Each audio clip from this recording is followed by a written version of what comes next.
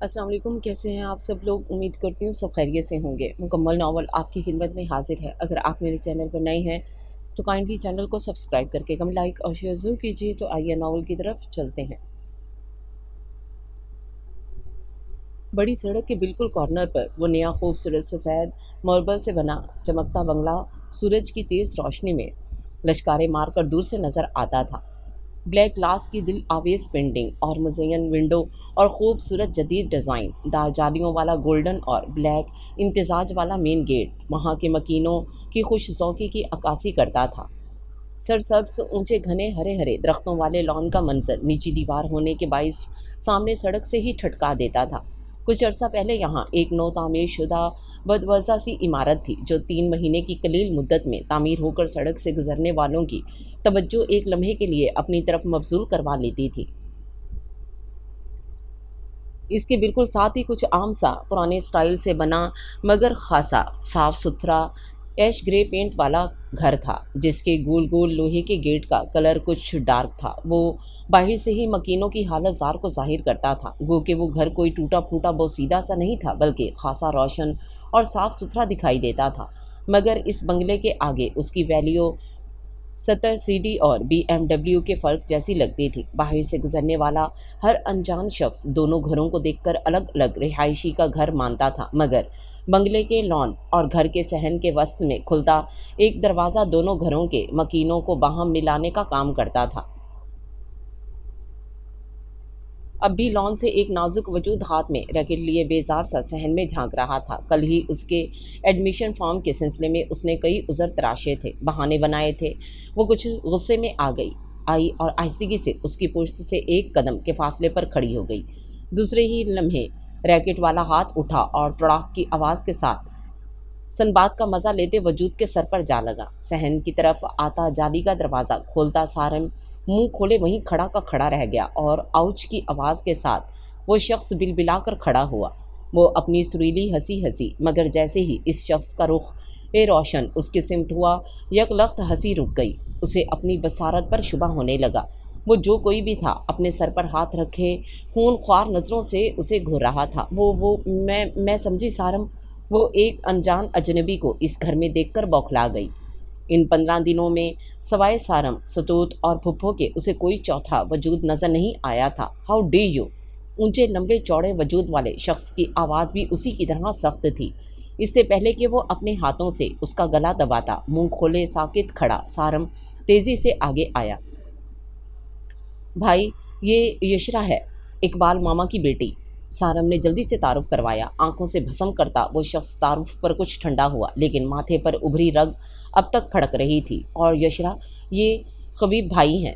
यशरा के जहन में झुरझुरी सी दौड़ गई।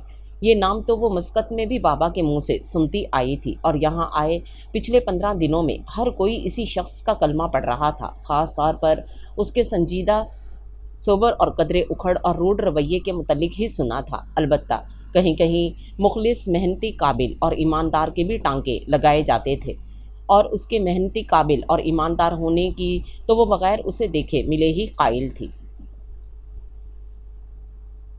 मस्कत से बाबा ने उसे ये बंगला अपनी निगरानी में बनवाने की जिम्मेदारी दी थी, जिसे उसने बड़ी खुशउस्लूबी से पूरा किया था। सिर्फ अपनी निगरानी में काम ही नहीं करवाया, बल्कि अपनी तख्लीकी सलाहियतों का इस्तेमाल भी बखूबी किया था, जिसे देखकर उसे लाजमी तौर पर खुश ज़ौक़ तस्लीम करना पड़ता था। अस्सलाम वालेकुम। उसने मरे मरे अंदाज में उसे सलाम किया। वो हस्बे तौफीक उसे घूरता सर हिलाकर अंदर की जानिब चला गया। तुम फूट नहीं सकते थे कि ज़िले इलाही का नुज़ुल हो चुका है। कल कितनी देर तक मैं यहाँ थी। शर्मिंदा शर्मिंदा ही वो सारम पर चढ़ दौड़ी। इस जैसे शख्स से पहली मुलाकात ही भारी पड़ गई। बीबी, आप सिर्फ रात 11 बजे तक यहाँ थी। इस वक्त तक हमें भी खबर नहीं थी। रात 2:30 बजे ज़िले इलाही अचानक ही पहुँच गए। आंख मलमल कर तो मैंने बिस्तर से निकलकर गेट खोला था। ये लोग घर आते हुए बताते नहीं, ये क्या सरप्राइज़ है। वो धप से कुर्सी पर गिर गई। सारम ने भी उसकी तकलीद की। ये सरप्राइज़ नहीं, इनकी आदत है, कभी भी छापा मार देते हैं। वैसे भी बुरा वक्त बताकर कब आता है। अच्छा खासा मैं टीवी लाउंज में कंबल में लेटकर अपनी मोनिका से प्यारी प्यारी बातें कर रहा था जब छापा मार दिया। एक तो तौबा इनकी घूरियों, यूँ लगता है सारा दिल का हाल जान रहे हैं। मेरी तो नींद बेचारी यूँ दुम दबा कर भागी कि फजर तक मनाता रहा। نیند تک ان کی سختی نہیں سہ پائی، حالانکہ صرف ایک لفظ پوچھا تھا، بلز۔ جلدی سے ٹیلی فون، بجلی، گیس وغیرہ کے سارے بل ان کے آگے رکھے، امی کے ڈاکٹر کے بارے میں مختصر رائے دی تو سر ہلاتے ٹیلی فون کی طرف دیکھتے اپنے کمرے میں چلے گئے۔ ارے بندے کی اپنی زندگی بلیک اینڈ وائٹ ہے تو ہے، دوسروں کی زندگی تو کلرفل رہنے دے۔ مگر نا جی، خود بے رنگ ہیں تو مجھ پر کہاں رنگینی آ سکتی ہے، اپنی ایسی قسمت کہاں۔ ڈھیروں شکوے شکایتیں اسے سناتا وہ آخر میں ٹھنڈی سانس بھرنے لگا۔ وہ بے ساختہ ہنس دی، بڑے کہہ کے نکل رہے ہیں، اگر اینڈ ٹائم پر انٹری نہ دی ہوتی تو انہوں نے اپنی نگاہوں سے ہی جلا کر بھسم کر دینا تھا۔ اور حیرت ہے تم نے انہیں پہچانا نہیں۔ مجھے کیا غیب کا علم ہوتا ہے، ان کی پشت تھی، میں سمجھی تم ہو۔ پہلے کی شرمندگی دوبارہ اود کر آئی۔ ارے واہ، میں کیا اتنا سمارٹ نظر آتا ہوں؟ بھائی کے ساتھ کہیں نکلوں تو اپنی ویلیو تو بالکل ڈاؤن لگتی ہے۔ ساری خوبصورت بدصورت لڑکیاں انہیں ہی توجہ دیتی ہیں، میں بیچارہ تو کہیں کونے میں گم ہو جاتا ہوں، خوف کے مارے ان کے ساتھ کہیں آتا جاتا ہی نہیں، خوامخواہ کا احساس کمتری رہتا ہے۔ ارے یشرا تم؟ ستوت نے جالی کے دروازے سے جھانکا، پھر صحن میں چلی آئی۔ کالج کے ایڈمیشن کا کیا ہوا؟ دور رکھیں کرسی گھسیٹ کر ستوت بھی وہیں بیٹھ گئی۔ فارم جمع کروانے ہیں اور یہ موصوف یہاں وہاں کے بہانے بنا رہے ہیں۔ سارم پلیز آج جا کر جمع کروا دو، بابا کے پاس ذرا بھی ٹائم نہیں ہے۔ یشرا نے آخر میں سارم کی منت کی، دے دو جمع کروا دوں گا، ماما کو پریشان مت کرنا، ابھی مجھے کام سے جانا ہے اپنے۔ ستوت تم بھی آ جاؤ، بابا کل میرے لیے اتنے پیارے سوٹ لائے ہیں، تمہیں دکھاؤں؟ وہ اٹھتے اٹھتے محبت سے بولی تو ستوت اس کے ساتھ جانے لگی، سارم بھی ان کے پیچھے چلنے لگا۔ وہ اندر فارم نکالنے لگی، ماما ہیں یا چلے گئے آفس؟ ادھر ادھر دیکھ کر سارم نے پوچھا۔ صبح ہی نکل گئے ہیں، ہمدانی صاحب کا فون آیا تھا، سارا بزنس وائنڈ اپ کروانا ہے، کتنا مشکل ہے، بابا پریشان ہیں، مما کے بعد تو ویسے بھی وہ مزاحمت سے ہوتے جا رہے ہیں، ہم سب مل کر ان کی شادی کروا دیتے ہیں، ان کی ساری سستی ختم ہو جائے گی اور ہم لوگ بھی کچھ ہلا گلا کر لیں گے، ہمارے گھر تو لگتا ہے شاید ہی کبھی شادی آنے بجے، سارم نے حسرت آمیز انداز میں کہا۔ وہ دونوں بہنیں ہنسنے لگیں۔ ستوت کی شادی ہوگی تو مزہ آئے گا، کب تک کہا ہے ابرار بھائی لوگوں نے؟ ستوت کی منگنی کچھ عرصہ پہلے ہی خبیب کے جاننے والوں میں ہوئی تھی، یہ تو جائے گی نا، مگر ہمارے یہاں شاید ہی کوئی آئے، جب تک خبیب بھائی شادی نہیں کریں گے میری باری نہیں آئے گی، کیونکہ امی نہیں مانیں گی اور میں جانتا ہوں بھائی شادی ہرگز نہیں کریں گے۔ سارم نے برا سا منہ بنایا تو ستوت کو خاصا برا لگا۔ کیوں نہیں کریں گے؟ انشاءاللہ ہماری بھی بھابھی آئے گی، بھائی پر کتنی ذمہ داریاں ہیں، کتنے مسائل ہیں، ہماری طرح مونیکاؤں کے پیچھے نہیں خوار ہوتے۔ ارے چھوڑو چھوڑو، مونیکائیں بھی کچھ دیکھتی ہیں، ایسی اسمارٹنیس کا کیا فائدہ؟ وہ کس بحث میں پڑ گئے؟ یہ لو یاد سے جمع کروا دینا۔ یشرا نے فارم سارم کو پکڑایا تو وہ گھڑی پر نظر ڈالتا فوراً ہی اٹھ گیا۔ یشرا ستوت کو اپنے نئے کپڑے دکھانے لگی۔ بڑی سی ڈائننگ ٹیبل پر بھاپ اڑاتا مٹر پلاؤ اور جنجر چکن سجا تھا، ساتھ ہی رائتا اور سلاد تھا۔ بشیرہ گرم چپاتیاں لا لا کر ہاٹ پاٹ میں رکھ رہی تھی۔ رمضان جگ گلاس وغیرہ رکھنے لگا۔ یشرا کرسی پر بے تاب سی بیٹھی بابا کا انتظار کر رہی تھی۔ رمضان جلدی سے بابا کو بلاؤ، بہت بھوک لگی ہے۔ رمضان جگ رکھتا بابا کے کمرے کی طرف بڑھ گیا۔ آج کالج کا پہلا دن تھا، جلدی میں نہ ناشتہ کیا تھا نہ وہاں کینٹین سے کچھ کھایا، سوچا تھا جاتے ہی کھانے پر ٹوٹ پڑے گی، مگر آج بابا جلدی آ گئے تو وہ ان کا انتظار کرنے لگی۔ ارے بیٹا تم بسم اللہ کرو۔ کف کے بٹن بند کرتے ہوئے بابا جلدی سے کرسی گھسیٹ کر بیٹھ گئے۔ کبھی کبھار تو آپ لنچ پر ہوتے ہیں، مسقط میں تو پھر مما کی وجہ سے تقریباً روز آ جاتے تھے، مگر یہاں تو کتنے دنوں سے میں تنہا ہی ڈائننگ ٹیبل پر ہوتی ہوں۔ اس نے پلیٹ بھر کر مٹر پلاؤ نکالتے ہوئے شکوہ کیا۔ ہاں مسرت نے بھی جانے میں جلدی کی، کتنے پروگرام بنائے تھے ہم لوگوں نے تمہارے حوالے سے، تمہاری اسٹڈیز، شادی، چھوٹی چھوٹی خوشیاں، وہ تو روزانہ پہلے ہی مجھے فون کر دیتی تھی تو بھوک چمک اٹھتی تھی۔ اب تو بھوک بھی مر گئی ہے۔ 4 سال پہلے وہ اپنی پیاری شریک حیات کو کھو چکے تھے۔ ان کے لہجے میں ملال گھل گیا۔ یشرا منہ میں چمٹ ڈالتے ٹھہر سی گئی۔ کتنے خوش تھے وہ لوگ، ایک مکمل فیملی تھی ان کی۔ مما کی محبت، توجہ، پیار، پاپا اور مما کی چھوٹی چھوٹی باتیں، فضول کی نوک جھونک جس کا اپنا مزہ ہوتا تھا، ان کے ہاتھ کے ذائقے دار کھانے، حالانکہ گھر میں ایک کل وقتی ملازمہ تھی مگر وہ کھانا اپنے ہاتھ سے ہی بناتی تھیں۔ پھر پتہ نہیں کیا ہوا، ایک رات وہ سوئیں تو دوبارہ اٹھی نہیں، حالانکہ انہیں معمولی سا نزلہ زکام تک نہ تھا۔ ٹوٹ تو وہ بھی گئی تھی مگر بابا بالکل ہی بکھر گئے تھے۔ اس نے اپنے بابا کی طرف دیکھا، 6 فٹ سے اونچے سرخ و سفید رنگت اور خوبصورت نتھیں والے اسمارٹ سے بابا اب بھی کئی نگاہوں کا مرکز ہوتے تھے۔ کنپٹیوں کے ساتھ کہیں کہیں سفید بالوں نے انہیں اور سوبر بنا دیا تھا۔ ہر وقت ہنستے رہتے تھے۔ اب چہرے پر ایک تھکن سی تھی۔ سر جھکائے وہ ایسا ایسا کھانا کھا رہے تھے، سب مل کر ان کی شادی کروا دیتے ہیں۔ اس کے ذہن میں سارم کا جملہ گونجا اور وہ اب بھی نظر انداز کیے جانے کے قابل نہ تھے۔ بابا، آپ کو مما سے بہت محبت تھی؟ کچھ جھجک کر اس نے پوچھا۔ کیوں؟ تمہیں نہیں تھی مما سے محبت؟ اقبال انصاری نے بچوں جیسے انداز میں اس سے پوچھا۔ وہ جھنجھلا گئی۔ بابا اسے شروع سے ہی امیچور اور لاؤبالی سا سمجھتے تھے۔ ظاہر ہے ماں سے سب کو محبت ہوتی ہے، میں تو آپ کی بات کر رہی ہوں۔ تو بیوی سے بھی سب کو محبت ہوتی ہے؟ اقبال صاحب شفقت بھرے انداز میں مسکرائے۔ نہیں ہوتی ہے؟ ہر ایک کو بیوی کے مرنے کے بعد فوراً صحرا سجا لیتے ہیں۔ ہاں تو وہ بھی بیوی ہو جاتی ہے تو خود بخود محبت ہو جاتی ہے۔ السلام علیکم ماما۔ اندر آتے ہی سارم نے اس کی بات اچک لی۔ پھر اقبال انصاری کے آگے جھکا۔ انہوں نے اس کے سر پر ہاتھ پھیرا اور وہ کرسی گھسیٹ کر بیٹھ گیا۔ کہاں ہوتے ہو تم؟ کئی دن سے نظر نہیں آ رہے، انصاری صاحب نے اپنے اس شریر سے بھانجے سے پوچھا۔ کیا بتاؤں ماما، کیسی جیل جیسی زندگی ہے اپنی۔ آج کل تو جیلر صاحب بھی بڑے غصے میں ہیں۔ سارے عطاب مجھ غریب پر نازل ہو رہے ہیں۔ اگر امی کا بی پی شوٹ کر گیا ہے تو مجھ بیچارے کا کہاں قصور بنتا ہے؟ اب انہیں کون سمجھائے؟ پلیٹ لے کر چاول ڈالنے لگا۔ کیا ہوا؟ آپا کو کیسے شوٹ کر گیا بی پی؟ مجھے کسی نے نہیں بتایا۔ انصاری صاحب پریشان ہو گئے۔ ارے کچھ نہیں ماما، صحیح ہیں امی۔ کل رات کو اسلام آباد سے فیروزہ خالہ کا فون آیا تھا۔ کچھ طبیعت خراب ہے ان کی، بس امی نے دل پر لے لیا۔ بی پی شوٹ کر گیا؟ فیروزہ کو کیا ہوا؟ خیریت تو ہے؟ انصاری صاحب کو دوسری بہن کی فکر ہوئی۔ اتنا عرصہ باہر رہے تھے، اب اس عمر میں دونوں بہنوں سے ملے، حالات کا علم ہوا تو فکر بھی ہوئی، ورنہ پردیس میں تو کبھی کبھار خط و کتابت یا فون پر خیر خیریت ہی معلوم ہوتی تھی۔ خالہ جانی بھی دل کے ہاتھوں مجبور ہیں، کبھی کبھار دل ناراض ہو جاتا ہے تو پریشان ہو جاتی ہیں۔ کیا مطلب؟ کیا ہوا ہے فیروزہ پھپھو کو؟ اس کی لائنی بات سن کر وہ بھی گھبرائی۔ ہلکا سا انجائنا کا دورہ ہوا تھا۔ امی سے فون پر بات کی تو امی پریشان ہو کر اپنا بلڈ پریشر بڑھا بیٹھیں اور حل یہ نکالا کہ میرا ریمانڈ لینے پر تل گئیں۔ ویسے ماما، آپس کی بات ہے، یہ خبیب بھائی واقعی میرے بھائی ہیں؟ مجھے تو لگتا ہے امی نے انہیں تندور سے اٹھایا تھا۔ مزاج گرم بھسم کرتی نگاہیں، شعلہ بیان مجھ سے تو بالکل مختلف ہے۔ سلاد کے پتے اور چاولوں سے انصاف کرتے سارم کی بات سن کر یشرا اور انصاری صاحب ہنس پڑے۔ اتنی چھوٹی سی عمر میں ذمہ داریوں کا بوجھ اس نے اپنے کندھوں پر اٹھا لیا۔ رضا بھائی کا جب انتقال ہوا تو وہ میٹرک میں تھا۔ 15-16 سال کا معصوم سا بچہ ایک ذمہ دار اور میچور مرد بن جائے تو مزاج میں ٹھہراؤ تو آ ہی جاتا ہے۔ انصاری صاحب پوری طرح حالات سے آگاہ تھے۔ یہ ٹھہراؤ نہیں، ڈراؤ ہے۔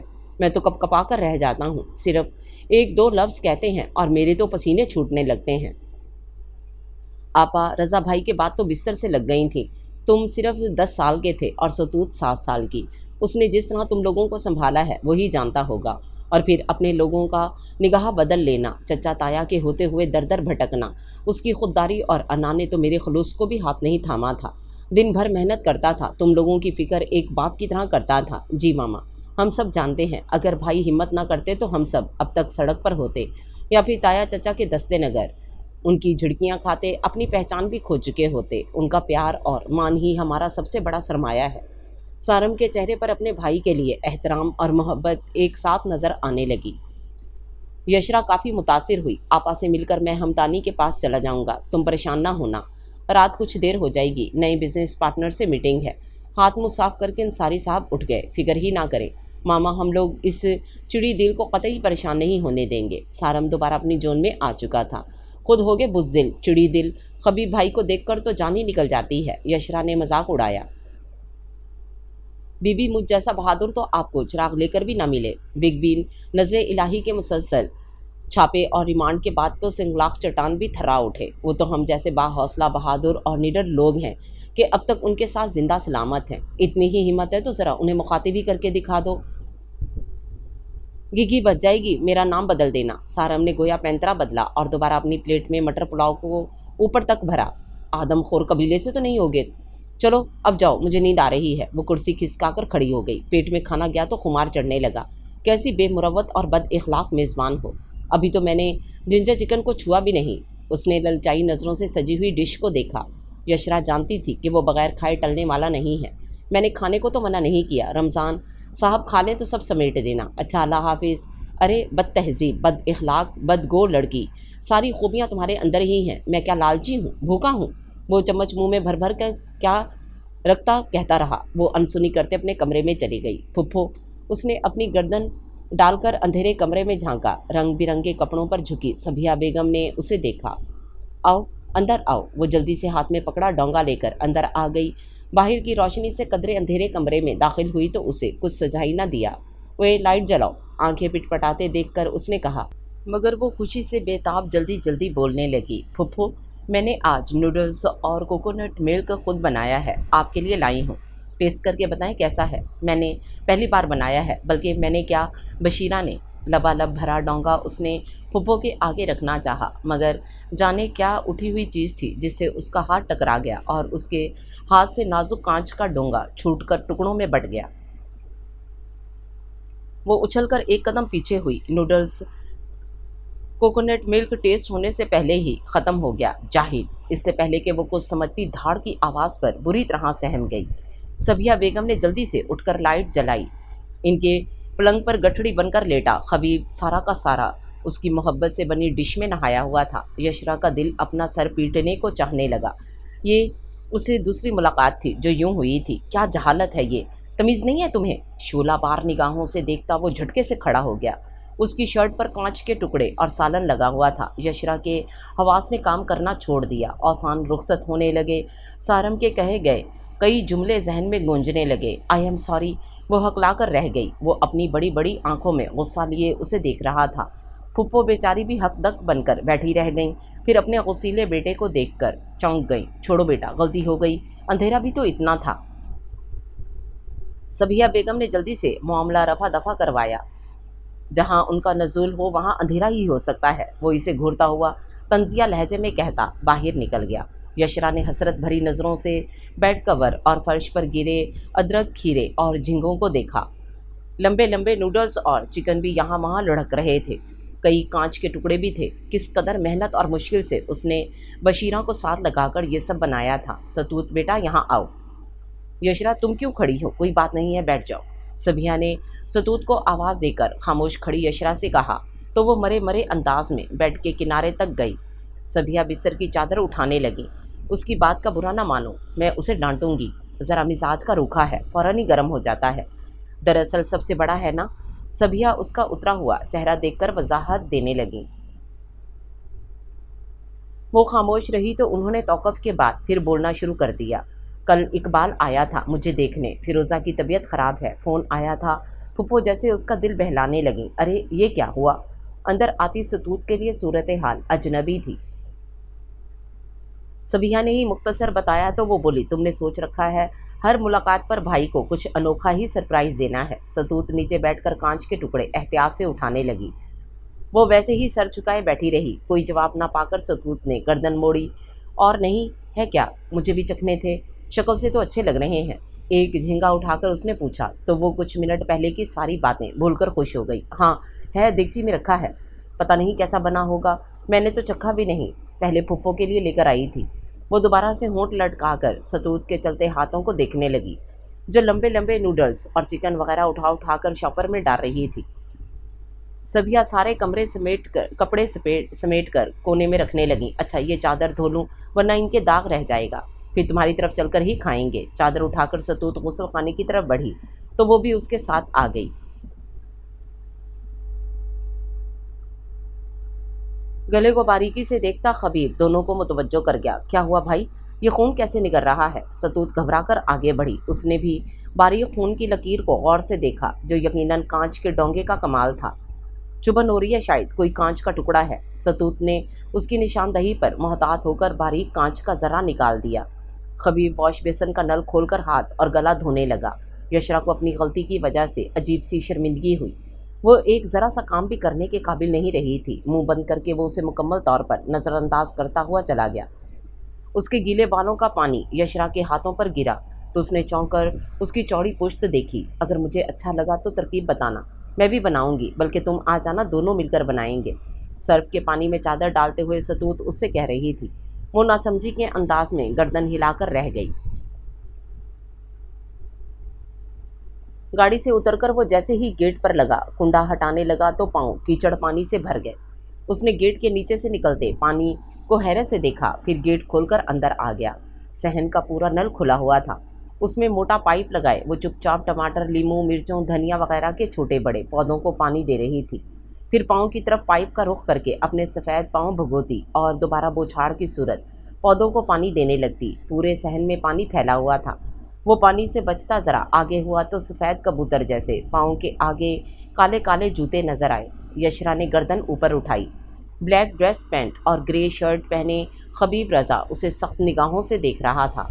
ब्लैक डॉट्स वाली टाई लापरवाही से ढीली हुई गले में झूल रही थी। घनी मूंछों तले होंठ भींचे हुए थे। वो बुरी तरह से सिटपटा गई। जल्दी से हाथ में पकड़ा पाइप, कयारी की तरफ फेंका। स्तूत वो उसे नज़रअंदाज करके धाड़ने के अंदाज में जाली के दरवाजे की तरफ मुंह करके पुकारा। सतूत होती तो आती। फुप्पो सतूत को साथ लेकर मार्केट तक गई थी और उसे आवाज़ देकर बता दिया था। उसने आज कॉलेज से छुट्टी की थी, सो बोर हो रही थी मगर मार्केट नहीं जाना चाहती थी। फुप्पो ने उसे यहाँ बैठने को कहा था कि कुछ देर में सारम आता होगा, सो महज वक्त गुजारने के लिए पौधों को पानी देने लगी थी। मगर उसके तो फरिश्तों को भी इल्म ना था कि ये हलाकू खान टपक पड़ेंगे। सतूत के काफ़ी देर तक ना आने पर धाड़ में गुस्सा शामिल हो गया। यशरा बुरी तरह से घबरा गई। सारम और सतूत की बातें सुन सुनकर वो इस जैसे शख्स की तबीयत जान चुकी थी। वो फुप्पो के साथ मार्केट गई है। खौफजदा होते हुए बमुश्किल उसने इत्तला दी। वो खामोशी से आगे बढ़ने लगा। फिर रुक कर लबालब भरी कयारी को देखा। यशरा ने तेजी से पाइप बंद कर दिया। वो मजबूत कदमों से जाली का दरवाज़ा खोलकर अंदर गुम हो गया। आज तो मर गए थे। उसकी चौड़ी पोस्ट जब नज़र आनी बंद हुई तो उसने ठंडा सांस भरा और वहाँ रखी कुर्सी पर बैठ गई। सही कहता है सारम, पूरे हलाकू खान है। मुँह से कुछ कह देना शान के खिलाफ है। पता नहीं ये शख्स इतना तुनुक मिजाज क्यों है, लेकिन है अपनी आंखों से ही किसी को जला डालेगा, मुकाबिल को कड़वा कर देगा। इतनी बड़ी बड़ी आंखें हैं कि सालम ही निकल जाए। वैसे आंखें हैं अट्रैक्टिव। दिल ने चुपके से एतराफ़ किया। क्या समंदर का सारा पानी इधर आ गया है? यार तुम्हारे लिए तो चुल्लू भर पानी काफ़ी था। ये तुम्हारा ही कारनामा हो सकता है। सतूत खासी सलीकामंद है। बैट हाथ में लिए अंदर आते सारम ने गीला गीला सहन देखा। फिर आंखें मूंदे कुर्सी पर बैठी यशरा के सर पर हल्के से बैट रसीद किया। वो तुम जैसों के लिए काफ़ी होता है। फुप्पो कह रही थी अभी आ जाओगे। कहाँ थे? इतनी देर हो गई। आज सेमीफाइनल था, परसों फाइनल है। देखना कप लेकर आऊँगा। सारम ने बैट लहराया। हाँ, चाय का कप। फुप्पो कह गई हैं खाना खा लेना, पका दिया है। उसने मजाक उड़ाया। अम्मी कहाँ गई हैं? सारम ने पूछा तो वो तफसील से बताने लगी। मार्केट तक गई हैं और तुम्हारे हलाकू खान बिग बी भी आ चुके हैं। संभल कर जाना, डांट पढ़ते पढ़ते रह गई। और शुक्र है कि तीसरी मुलाकात खैरियत से हुई। अब मैं जा रही हूँ। वो कुर्सी से उठ गई। और ये गंदगी कौन समेटेगा? मुझे अपनी जान बहुत अजीज़ है। बिग बी आ चुके हैं। मैं जब तक हसन अंकल के घर जा रहा हूँ, कुछ तो आंखों को ठंड पहुँचे। बैठ कुर्सी पर रखकर वो खुद भी खड़ा हो गया। सहन अंकल और आंखों की ठंडक वो मुतअज्जब हुई। दो घर छोड़कर कुछ खपती से हसन अंकल रहते थे। ख़ास तौर पर नौजवानों को अपनी ज़ुबान के वो जौहर दिखाते थे कि मोहल्ले का कोई शख्स उनके यहाँ जाने से कतराता था। और लड़के तो इनके घर के करीब से भी नहीं गुजरते थे। हसन अंकल की बेटी से मुझे प्यार हुआ था। उसकी गिफ्ट से दिल मेरा बेहाल हुआ था। सारम शरारत से गुनगुनाया। हैं? वो इनकी दुख्तर, वो बेवा है, मोटी और अपने अब्बा जैसी खपती। यशरा चीख पड़ी। अब शौहर मर गया तो क्या करे बेचारी? इतने प्यारी सी शर्ट दी है मुझे पिछले हफ्ते। शौहर तो मखोलिया का मरीज था, खुदकुशी कर ली बेचारे ने। वो अब अकेली रह गई है। सारम पूर उसकी हमदर्दी में डूबा हुआ था। और मखोलिया का मर्ज भी इन्हीं खातून की वजह से था। शरीफ आदमी तीसरी मंजिल से कूद कर जान दे गया। तुम्हें तो वो हबीब बैंक की छत से कुदवाएगी, यशरा ने डराया। किसी की इतनी हिम्मत नहीं कि अपन को कुदवाए। खुद तो बीबी धक्का स्टार्ट है। सारम ने नाक से मक्खी उड़ाई। सारम, वो बड़ी ख़तरनाक है, मोहल्ले में बदनाम कर देगी। अपनी और उसकी उम्र का ही कुछ ख्याल करो। फुप्पो की एज से 2-4 साल ही कम होगी। खुद को बनाए समाये फिरती है। डाई किए हुए बालों के साथ भी तुम्हारी आपा जान लगती है। छोड़ो यार, मैं तो चला। और प्लीज़ बड़े भैया के यहाँ आने से पहले सब साफ़ करो। गंदगी कहाँ बर्दाश्त है इन्हें। पारा हाई हो जाएगा तो शामत आ जाएगी। उसे दहलाता वो बाहर निकल गया और वो वाकई डर कर बशीरा और रज़िया को आवाज़ देने लगी। दोनों फ़ौरन ही हाजिर हो गई। ये साफ़ कर दो, बाकी काम बाद में करना। और अंदर खबीब साहब हैं, इनसे खाने का पूछ लो।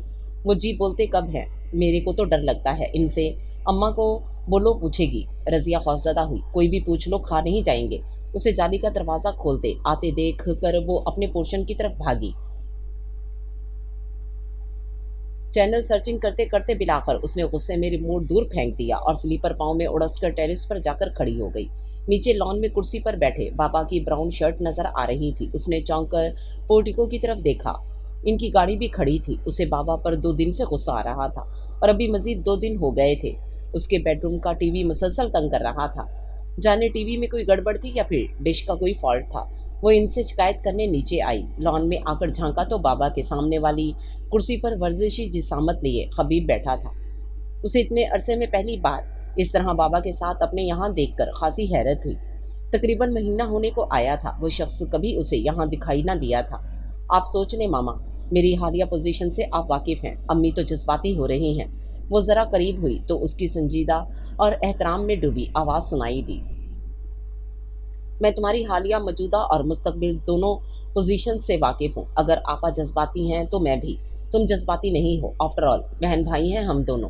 बाबा हल्के फुल्के अंदाज में कह रहे थे मगर वो हनूज संजीदा ही था। फिर भी मामा, आप लोग बहुत सी बातें नज़रअंदाज कर रहे हैं। मेरी तबीयत का अंदाज अलग है। और वो जाने आगे और क्या कहता कि उसके आगे बढ़ते देखकर खामोश हो गया। अंसारी साहब ने भी मुड़कर देखा तो उसने खफा खफा अंदाज में सलाम किया। क्या हुआ बेटा, मूड क्यों ऑफ है? रज़िया ने कुछ ख़राब कर दिया या बशीना ने खाना सही नहीं बनाया?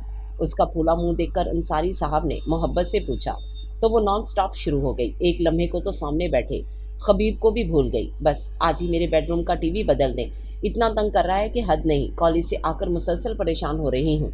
और सारम का बच्चा भी जाने कहाँ फाइनल खेलने गया है। सतूत कपड़े धो रही है और इस शख्स की जानिब देखकर वो चुप कर गई। उसके चेहरे पर नागवारी का खासा तासुर वाज़े हुआ था। अभी पिछले माह ही तो ख़रीदा है, क्या हुआ? बाबा ने हैरानी से कहा। मुझे क्या पता, आप कल ही दूसरा ला दें। वो सख्त बेजार हो रही थी, ताहम आहिस्तगी से कहा। और इससे ज़्यादा सामने बैठे खबीब का चेहरा बेजारी की तस्वीर बना हुआ था। टीवी लाउंज में आकर देख लेती, मेरे बेडरूम में चली जाती, इतने तो टीवी हैं। अंसारी साहब उसे बच्चों की तरह बहला रहे थे। जो मज़ा बाबा अपने बेडरूम का है तो वो कहीं पर भी नहीं आता। चाहो तो सो जाओ। उसने बोदा सा जवाब घड़ा। मामा मुझे इजाज़त दीजिए। खबीब अपने दराज कद के साथ यकदम खड़ा हो गया। दोनों एक साथ उसके सिमत मुतवज्जो हुए। चाय तो पीकर जाओ बशीरा, अंसारी साहब ने अंदर आवाज़ लगाई। फिर कभी सही मामा, अभी अम्मी इंतज़ार कर रही होंगी। वो सहूलत से इनकार करके हाथ मिलाता आगे बढ़ गया। यशरा ने उसकी चौड़ी पुश्त को बगौर देखा। अजीब रोबोट टाइप मशीनी शख्स था। जी साहब, बशीरा की पाटदार आवाज़ पर वो चौंकी। बाबा इस पर गर्म होने लगे। जब कोई मेहमान घर पर आए तो चाय पानी का पूछते हैं। इतनी देर से बैठा था खबीब, मगर तुम्हें पता ही ना चला। नहीं साहब जी, वो कोई मेहमान, सारम साहब तो खुद ही आकर मांग मांग कर खाते हैं। व्हाट द रबिश, ये मांग मांग क्या होता है? अपने मामू के घर से खाता है। आइंदा जब भी खबीब साहब आएँ फ़ौरन चाय वगैरह ले आया करो। अंसारी साहब को मांग मांग पर ताव आ गया। वो बेचारी साहब के रवैये से हरासा हो गई। जाओ अब चाय लेकर आओ। बशीरा को सर झुकाए देखकर बिलाकर इन्हें रहम आ गया। वो फ़ौरन ही अंदर भागी। सैंडविच भी लेकर आना, भूख लग रही है। यशरा ने पीछे से पुकारा। कितना जिम्मेदार, नेक और शरीफ बच्चा है। कौन बाबा? वो हैरान हुई। खबीब की बात कर रहा हूँ। सारम में ज़रा लापरवाही है, तुम्हारा क्या ख्याल है? उन्होंने उससे पूछ ही लिया। वो भला क्या कहती, सारम लापरवाह ज़रूर था मगर डरावना तो नहीं लगता था। जबकि वो हज़रत उसके तो रोंगटे खड़े कर देते थे, आसान ख़ता होने लगते थे। मगर बहरहाल बाबा से इख्तलाफ क्या करती, गर्दन हिलाकर रह गई। तभी सारम की बाइक की तेज़ आवाज़ आई। वो खड़ी होकर सहन की तरफ देखने लगी। सारम बेजार थका हुआ कुछ गुस्से में बैठ कंधे पर रखे क्रिकेट का यूनिफॉर्म पहने तेज़ तेज़ जा रहा था। उसने आवाज़ दी तो लम्हा भर रुक कर उसे देखा और फिर कोई तासुर दिए बगैर आगे बढ़ गया। यशरा को ताज्जुब हुआ। ऐसा तो कभी नहीं किया था इसने। यशरा ने दोबारा आवाज़ दी मगर वो अनसुनी कर गया। क्या हो गया उसे? अपने बड़े भैया का असर आ गया है क्या? उसे जाली का गेट गुस्से में खोलते देखकर उसे तशवीश हुई। बाबा, मैं फूफो के घर जा रही हूँ। वो अंसारी साहब को कहते फ़ौरन ही सहन अबूर करके फूफो के घर आ गई। वो सोफे पर नीम तराज था। पास ही तख्त पर सतूत सुकड़ी सिमटी मुंह पर बाजू रखे सो रही थी। अरे साउंड प्रूफ हो गए हो क्या? कब से आवाज़ें दे रही हूँ, बहुत गुस्से में हूँ, बात मत करो मुझसे। सारम का अंदाज अजीब था। वो हैरान हुई। क्या हुआ है? तुम तो कप लाने वाले थे ना, फाइनल था आज। कप? शुक्र करो लॉकअप से नहीं आ रहा। वो मजीद बिगड़ा। अपने कमरे से निकलता खबीब चौंक कर वहीं खड़ा हो गया। लॉकअप? क्या मतलब है? हुआ क्या? उसकी लाहासिल बातें यशरा की समझ से बाहर थीं। सतूत ने भी बाजू उठाकर सारम को देखा। झगड़ा हो गया? जीत हम लोग रहे थे। वो کرکٹر کی اولاد خود کو بنائی لارا سمجھ رہا تھا۔ میں نے بھی زور سے بیٹ اس کی کھوپڑی پر دے مارا۔ بات بڑھ گئی۔ حسن انکل نے صلح صفائی کرا دی۔ ورنہ کیا تم نے اس کو بیٹ مارا؟ دو چار اور مارنے تھے نا، جیسے بے ایمان کو سنجے مارتا ہے ویسے ہی مارتے۔ وہ پرجوش ہوئی اور باہر کھڑا خبیب دانت کچکچا کر رہ گیا۔ محترمہ کی نظر میں زندگی فلم ڈرامہ تھی جہاں ہیرو کبھی زیرو نہیں ہوتا۔ ارے میں تو سنی کی طرح دیتا، مگر حسن انکل ستوت ذرا پانی پلاؤ، کپ میں ہاتھ سے نکل گیا۔ حسن انکل نے اگلے میچ تک کے لیے بھی اپنے قبضے میں کر لیا ہے۔ اس نے شیخی ماری۔ ستوت اٹھ کر پانی لینے چلی گئی، پھر خبیب کو دیکھ کر ٹھٹک گئی۔ خبیب سارم کے سر پر پہنچ گیا۔ تمہارے پیپرز کب سے شروع ہیں؟ سنجیدہ باروب آواز اور خشونت بھرا چہرہ۔ سارم تو بوکھلایا ہی، وہ بھی سٹ پٹا گئی۔ نیکسٹ منتھ سے۔ جلدی سے کھڑے ہو کر اچھے بچوں کی طرح اس نے جواب دیا۔ اور تیاری؟ وہی مختصر بات۔ ستوت پانی کا گلاس لا کر وہیں کھڑی ہو گئی۔ ہو رہی ہے، انشاءاللہ اچھا رزلٹ آئے گا۔ سارم 100% شیور تھا۔ ہمیشہ اس کا تعلیمی ریکارڈ اچھا رہا تھا۔ آئندہ میں کبھی تمہارا کسی سے جھگڑا تکرار نہ سنوں، سمجھے؟ بجائے سنی اور سنجے کو ڈسکس کرنے کے محمد بن قاسم اور محمود غزنوی کے کارنامے پڑھ لیا کرو۔ خشک انداز میں وارننگ دے کر پلٹ گیا۔ اف اف، پھٹا ہوا ڈھول، میں جبھی گھر میں کچھ ڈسکس نہیں کرتا، سنوا دینا باتیں۔ سارم سیخ پا کھڑی یشرا پر چڑھ دوڑا۔ ستوت بے ساختہ ہنس پڑی تو سارم نے آنکھیں نکالیں۔ زیادہ ہنسنے کی ضرورت نہیں ہے، جا کر اسکواش بناؤ۔ اگر وہ بڑے بھیا ہیں تو میں چھوٹا بھیا ہوں، ابھی بھائی کی آواز دوں؟ ستوت نے ڈرایا، مگر وہ ابن ڈھیڑ تھا۔ دوستم کیوں منہ لٹکا کر کھڑی ہو؟ ذرا ستوت اندر ٹھنڈا ڈالنے کا انتظام کرے تو تمہیں پورا واقعہ سناتا ہوں، مگر ذرا پہلے باہر جھانک لوں، کہیں بگ بی دوبارہ انٹری نہ دے دے۔ اس کا ہاتھ کھینچ کر صوفے پر بٹھا کر سارم نے خود ہی باہر جھانک کر اطمینان کیا، پھر اس کے پاس آ کر پوری روداد سنانے لگا، مگر جانے اس کا ذہن کہاں تھا۔ کبھی کبھی یوں ہوتا ہے نا کہ حیرت کا طلسم قدا آپ کے ارد گرد حواسوں میں کچھ اور دور جاگزیں ہو جاتا ہے کہ آنکھیں مل مل کر بھی حقیقت کا ادراک نہیں ہو پاتا، ذہن تسلیم کرنے سے انکاری ہوتا ہے تو آنکھیں نہ ماننے پر تیار۔ اس پر ستم یہ ہو کہ مزید اس طلسم قدا کا ایک اور در واہ ہو جائے تو دل اپنے دھڑکنے کی رفتار کو معمول پر نہیں رکھ سکتا۔ وہ بھی بغیر پلکیں جھپکائے ذہن آنکھوں کو تسلیم کا عمل پڑھوا رہی تھی اور اس کے اپنے ہی سارے اعضاء انکاری ہو کر اسے ستانے پر تلے بیٹھے تھے۔ مگر ہاں، ایک دل تھا اور اس کا ایک خوبصورت کونا جو یکایک کسی دیے کی روشنی کے زیر اثر جگمگا اٹھا تھا۔ تم ہی میرے دل کی ٹھنڈک ہو بیٹا، سدا آباد رہو، چلو کھانا کھاتے ہیں۔ بابا نے حق تک بیٹھی یشرا کی پیشانی پر بوسہ دیا اور باہر نکل گئے۔ وہ یوں ہی بیٹھی رہی، کالج کا یونیفارم تک اس نے نہیں اتارا تھا۔ وہ شدید بھوک جو کالج میں لگ رہی تھی، کالج کی گیٹ سے نکلتے ہی اس شخص کو دیکھ کر اڑ گئی تھی۔ چھٹی کے وقت جیسے ہی ایک ریلے کے ساتھ وہ باہر آئی تو سڑک پر ہجوم دیکھ کر ٹھٹک گئی۔ کیا ہوا یہ؟ اس نے باوردی ڈرائیور سے پوچھا جو اس کے لیے پچھلا دروازہ کھول رہا تھا۔ اس درخت کے نیچے جو فقیر بابا بیٹھا تھا اس کی حالت اچانک خراب ہو گئی ہے، ڈرائیور نے سرسری بتایا، اور واقعی وہ واقعہ اتنا سرسری تھا کہ اس کی سمیت گھیرا ڈالے وہ سارے لوگ اپنے اپنے کاموں کی طرف روانہ ہو گئے تھے۔ آئیں بی بی، لگتا ہے بابا نے بھنگ زیادہ پی لی ہے یا پھر کوئی چلا شلا کاٹا ہے۔ وہ خاموشی سے کھلے دروازے سے بیٹھ گئی۔ جب ہی ایک گاڑی اس فقیر کے پاس آ کر رکی، اس وائٹ آلٹو اور اس سے نکلنے والے دراز قد شخص نے اسے حیرت میں ڈال دیا۔ اپنے پریس شدہ صاف کپڑوں کی پرواہ کیے بغیر وہ اس میلے پاگل فقیر کو سڑک پر بیٹھ کر پہلے مصنوعی سانس دینے لگا، پھر ایک شربت والے سے پانی لے کر اس کے منہ پر ڈالا اور پھر اپنے بازوؤں میں اٹھا کر پچھلی سیٹ کی طرف ڈال دیا۔ جب ہی اس کی مدد کو کوئی لڑکا آگے بڑھا، شاید اس لڑکے کو اس کی ایک کی تنہائی محسوس ہوئی تھی۔ یشرا کی آنکھیں حیرت سے پھیل گئی تھیں، ہر وقت ماتھے پر سلوٹیں ڈالے چنگاریاں برساتی آنکھوں اور کرخت لب و لہجے والے شخص سے ایسی امید ابس تھی، وہ تو شاید اپنے آگے کسی کو خاطر میں بھی نہ لاتا تھا۔ ڈرائیور گاڑی آگے بڑھا لے گیا، وہ پلٹ پلٹ کر پیچھے دیکھتی رہی۔ وائٹ آلٹو تیزی سے اس کی گاڑی سے آگے نکل گئی۔ وہ حیران گھر میں آئی تھی۔ ہاں، یہ ضرور تھا کہ وہ اس شخص کی عجیب و غریب عادات سے متاثر ہوئی تھی۔ وہ بھاگ کر ستوت کو یہ بات بتانا چاہ رہی تھی، مگر گھر پر بابا اور پھپھو کو دیکھ کر حیرت اور خوشی سے سلام کر کے وہیں بیٹھ گئی۔ پھپھو نے خوب لپٹا کر پیار کیا، کل کیوں نہیں آئیں؟ میں انتظار کرتی رہی، گھر ہی سونا ہو گیا تھا میرا۔ سبیہ کے لہجے کی شفقت محسوس کر کے وہ مسکرا دی۔ بس اقبال، اب یہ روشنی میرے آنگن میں اتار دو نا کہ میرا گھر روشن ہو جائے، سبیہ نے انصاری صاحب سے کہا۔ وہ حیرت سے ان کی بات سمجھنے کی کوشش کرنے لگی۔ یہ آپ ہی کی امانت ہے آپا، جب دل چاہے آپ لے جائیں۔ آپ کی شفقت کی چھاؤں میں میری بیٹی ہمیشہ رہے، اس سے بڑھ کر میرے لیے کیا خوشی ہوگی۔ بابا کا تمتماتا چہرہ، پرجوش آواز اور دعائیہ کلمات اسے بہت کچھ باور کروا رہے تھے۔ ایسے لفظ ایسے جملے تو بیٹیوں کے والدین ہی کے ہوتے تھے، تو کیا اس کے ذہن میں ایک جھماکہ ہوا، آنکھوں کے پردے پر کسی کی شبیہ ابھری۔ بہت شکریہ اقبال تمہارا، تم نے میرے خالی دامن میں یہ ہیرا ڈال دیا، اب میں چلوں؟ ستوت بھی بے چینی سے انتظار کر رہی ہوگی، آ رہی تھی، میں نے ڈانٹ کر روک دیا۔ سبیہا نے ساکت بیٹھی یشرا کو جھک کر پیار کیا اور چلی گئیں۔ وہ یوں ہی ساکت بیٹھی رہی۔ بابا انہیں باہر تک چھوڑنے گئے تھے اور 5 منٹ بعد دوبارہ واپس آئے۔ یوں کیوں بیٹھی ہو بیٹا؟ جس پوزیشن میں وہ اسے چھوڑ کر گئے تھے وہ ہنوز اسی انداز میں تھی۔ انہوں نے اس کا کندھا ہلایا تو وہ یوں چونکی جیسے کسی خواب سے جاگی ہو۔ میں نے تم سے کوئی مشورہ نہیں کیا، کوئی رائے نہیں مانگی، کیونکہ مجھے یقین تھا کہ تم میرے فیصلے سے اختلاف نہیں کرو گی۔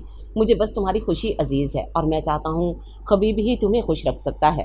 آنکھوں کے پردے میں بسی شبیہ نے پورے استحقاق سے دل کے دروازے دھڑ دھڑانا شروع کر دیے۔ وہ ذمہ دار اور پرخلوص ہے۔ ہر لڑکی کو ایک مضبوط سایہ چاہیے ہوتا ہے جو اس کڑی دھوپ، باہر کی خاک اور لوگوں کی پرتپش رویوں سے بچا کر رکھے۔ خبیب میں یہی خوبی ہے، وہ بہت نرم خو اور محبت بھرا دل رکھتا ہے۔ وہ پیچھے ہٹنے والوں میں سے نہیں ہے۔ کوئی اپنے دراز قد اور باروب شخصیت کے ساتھ پورے استحقاق سے دل کی سب سے اونچی مسند پر آ کر براجمان ہو گیا۔ تمہیں میرے اس فیصلے سے اختلاف تو نہیں ہے ہاں؟ اس کی مسلسل خاموشی سے انصاری صاحب پریشان ہو گئے۔ بولو بیٹا، تم کچھ کہو تو، مجھے گھبراہٹ ہو رہی ہے۔ یشرا نے پلکیں اٹھا کر بابا کی جانب دیکھا۔ وہ پریشان سے اس کے برابر میں بیٹھے، اس کی ہاں یا نا کے منتظر تھے۔ اگر یہ نہ کرتی تو شاید وہ تمتماتا چہرہ پرجوش انداز بدل کر بے یقینی اور پریشانی میں ڈھل جاتا، اور وہ نہ کرتی کیوں؟ دل کی سب سے اونچی مسند پر بیٹھا وہ شخص تو اس کے سارے وجود میں یک بیک دھڑک دھڑک کرنے لگا تھا۔ بابا، آپ نے یہ سوچا بھی کیسے کہ میں آپ کے فیصلے کے خلاف ہو جاؤں گی؟ اس نے اپنے برابر بیٹھے بابا کا ہاتھ تھام کر اپنی راز غلطی آنکھوں سے لگا لیا۔ اس کے اس انداز پر انصاری صاحب کے سارے اندیشے بھاپ بن کر اڑ گئے۔ انہوں نے بے ساختہ ہی جھک کر اس کی پیشانی چوم لی اور کھانے کا کہتے باہر نکل گئے۔ وہ یوں ہی بیٹھی رہی۔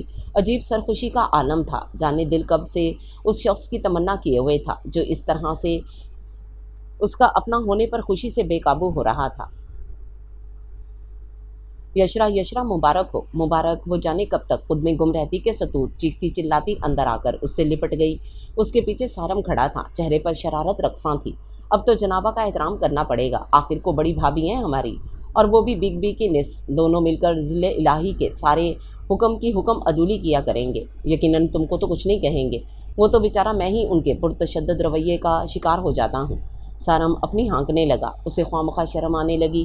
سارم کو ہنسی کا دورہ پڑ گیا۔ اوہو بی بی، کچھ شرما ورما بھی لیتی ہیں۔ ستوت، جلدی سے تصویر کھینچو، اس صدی کا انوکھا اتفاق ہے، میوزیم میں رکھیں گے۔ ویسے یار، تم شرماتے ہوئے اور خوفناک لگتی ہو، بھیا کے سامنے کبھی نہ شرمانا، بہت ہی ذلیل ہو تم۔ یشرا نے زور سے اس کو ایک ہاتھ رسید کیا اور وہ بدک کر پیچھے ہٹا۔ دیکھو پارٹنر، میں جواب دے سکتا ہوں مگر اب تم احترام کے لائق ہو چکی ہو۔ ویسے بائی دا وے، یہ تم پر بڑے بھیا کا اثر صرف بات چیت سن کر ہی آ گیا ہے، ویسے ہی تشدد کرنے لگی۔ ظالمو، میرا کیا بنے گا؟ اسے چھوڑو، یہ تو پاگل ہے، تم تو خوش ہو۔ ہم لوگ ڈر رہے تھے کہیں انکار نہ ہو جائے، مگر اماں نے ہم سب کو خوش کر دیا۔ امی شکرانے کے نفل پڑھ رہی ہیں۔ یہ سارم تو فوراً مٹھائی کا ڈبہ لے آیا ہے، مجھے تو سمجھ نہیں آ رہا کہ خوشی میں کیا کروں۔ چلو چل کر مٹھائی کھاتے ہیں۔ ستوت بار بار اس سے لپٹ رہی تھی۔ سبھی خوش تھے مگر وہ ایک شخص جس سے اسے وابستہ کر دیا گیا تھا، وہ اس کے بارے میں جاننا چاہتی تھی۔ اس کے احساسات، اس کے جذبات کیا ہیں؟ کیا وہ بھی اس کی طرح خوش تھا؟ کیا پردہ وردہ کرنے کا ارادہ ہے؟ ارے بھائی اٹھو، چل کر مٹھائی کھاتے ہیں۔ ستوت نے اسے کھینچ کر کھڑا کرنا چاہا۔ ابھی نہیں، شام تک آؤں گی، یونیفارم بھی نہیں بدلا ہے۔ اس کے کہنے پر وہ لوگ تھوڑی دیر بیٹھ کر چلے گئے۔ وہ اٹھ کر کمرے میں آ گئی۔ اس کا کوئی ارادہ نہ تھا جانے کا۔ چینج کر کے کھانا کھایا اور بیڈ روم میں آ کر سونے کی کوشش کرنے لگی، مگر اونگ اس کی نیند پر غالب آ رہی تھی۔ کروٹ بدل بدل کر بے حال ہوئی، بالآخر فریش ہونے چلی گئی۔ ٹاول لیے ٹیرس پر آئی تو صحن کے اندر شیڈ کے پیچھے ایک وائٹ آلٹو کھڑی نظر آئی، گویا وہ شخص آ چکا تھا۔ اس نے جلدی سے گیلے بالوں پر برش پھیرا اور سلیپرز پہن کر بلا ارادہ ہی پھپھو کے گھر کی طرف آ گئی۔ صحن خالی تھا، اندر آئی تو سناٹے کا راج تھا۔ کچن میں جھانکا، وہاں بھی کوئی نہیں تھا۔ گھڑی پر نظر ڈالی جو 5 کا ہندسہ کراس کر رہی تھی۔ ٹی وی لاؤنج سے ٹی وی چلنے کی آواز آ رہی تھی، یقیناً سارم ہوگا۔ قیاس کرتے ہوئے پردہ اٹھا کر اندر آئی اور صوفے پر نیم تراس خبیب آنکھیں بند کیے جانے خبریں سن رہا تھا یا سو رہا تھا۔ آہستگی سے آگے ہو کر اس نے اس کا چہرہ دیکھا۔ چوڑی پیشانی پر بھرے بلیک بال، ہر وقت شعلہ اگلتی آنکھیں بند تھیں، مغرور ناک سانولے چہرے پر خوب ابھری ہوئی تھی۔ گھنی گھنی کالی مونچھوں کے نیچے سیاہی مائل ہونٹ جڑے ہوئے تھے۔ یشرا نے توجہ سے دیکھا سارم صحیح کہتا تھا، اچھا خاصا ہینڈسم ہے، مقابل کو تسخیر کر لینے والی چھا جانے والی شخصیت ہے، مگر ماتھے پر پڑے بل اور گھنی مونچھوں تلے بھینچے ہونٹ کسی کے متنفر بھی کر سکتے تھے۔ اسے بے ساختہ اپنے رب پر پیار آ گیا تھا، اتنا اچھا شخص نصیب میں لکھ دیا تھا۔ وہ جاتے جاتے دیر تک اس کے نقوش ازبر کرتی رہی کہ نیوز ختم ہونے کا مخصوص میوزک بجنے لگا۔ خبیب نے آنکھیں کھولیں، پھر اپنے سامنے کھڑی گیلے بالوں اور فیروزی سوٹ والی لڑکی کو دیکھ کر چونک گیا۔ اس کی فراق پیشانی پر کئی بل پڑ گئے۔ یشرا پر بری طرح سے گھبراہٹ طاری ہوئی، اس طرح کے انداز کی اسے توقع نہ تھی۔ پھپھو اور ستوت کہاں ہیں؟ جلدی سے تھوک نکل کر پوچھا۔ اس کی آنکھوں میں ناگواری اس نے محسوس کی تھی۔ ستوت بجائے اسے جواب دینے کے اس نے ستوت کو زور سے آواز دی۔ یشرا کو بے حد انسلٹ محسوس ہوئی، اسے مکمل طور پر نظر انداز کر رہا تھا، جبکہ ان کے مابین ایک خوبصورت تعلق قائم کیا جا چکا تھا۔ ستوت بوتل کے جن کی طرح حاضر ہو گئی، اس کے ہاتھوں میں دھلے ہوئے کپڑوں کا ڈھیر تھا اور سانس پھولی ہوئی تھی۔ ارے تم کب آئیں؟ میں چھت پر تھی۔ ستوت کے انداز میں گرم جوشی تھی، مگر اس کی آنکھوں میں ریت چبھنے لگی۔ اس نے چور نظر اس کھٹور پر ڈالی، وہ مکمل طور پر ٹی وی میں گم تھا، جہاں تجارتی خبریں آنا شروع ہو گئی تھیں۔ گویا وہ اس خسوٹ گنجے شخص سے بھی زیادہ گئی گزری تھی جو نیوز میں اینکر تھا۔ ستوت سے پہلے ہی وہ تیزی سے ٹی وی لاؤنج سے نکل گئی۔ اس کا دم گھٹنے لگا تھا۔ پیچھے آتی ستوت جانے کیا کیا کہہ رہی تھی، مگر اسے کچھ سنائی نہیں دے رہا تھا۔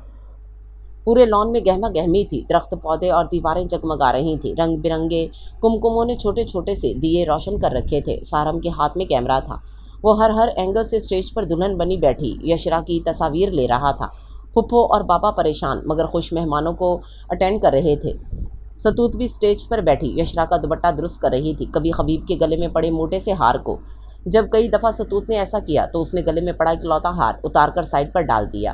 اوفو بھائی، یہ کیا کر رہے ہیں؟ کہیں سے تو دلہا لگیں۔ یشرا کو دیکھیں، پوری دلہن بنی قیامت ڈھا رہی ہے، ابھی تو اور تصویریں اتارنی ہیں۔ سارم نے ہاتھ اٹھا کر خبیب کی طرف بڑھایا، مگر اس نے بائیں ہاتھ سے پیچھے کر دیا۔ یہ فضولیات چھوڑو، جا کر مہمانوں کو دیکھو، ماما اور امی اکیلے پریشان ہو رہے ہیں۔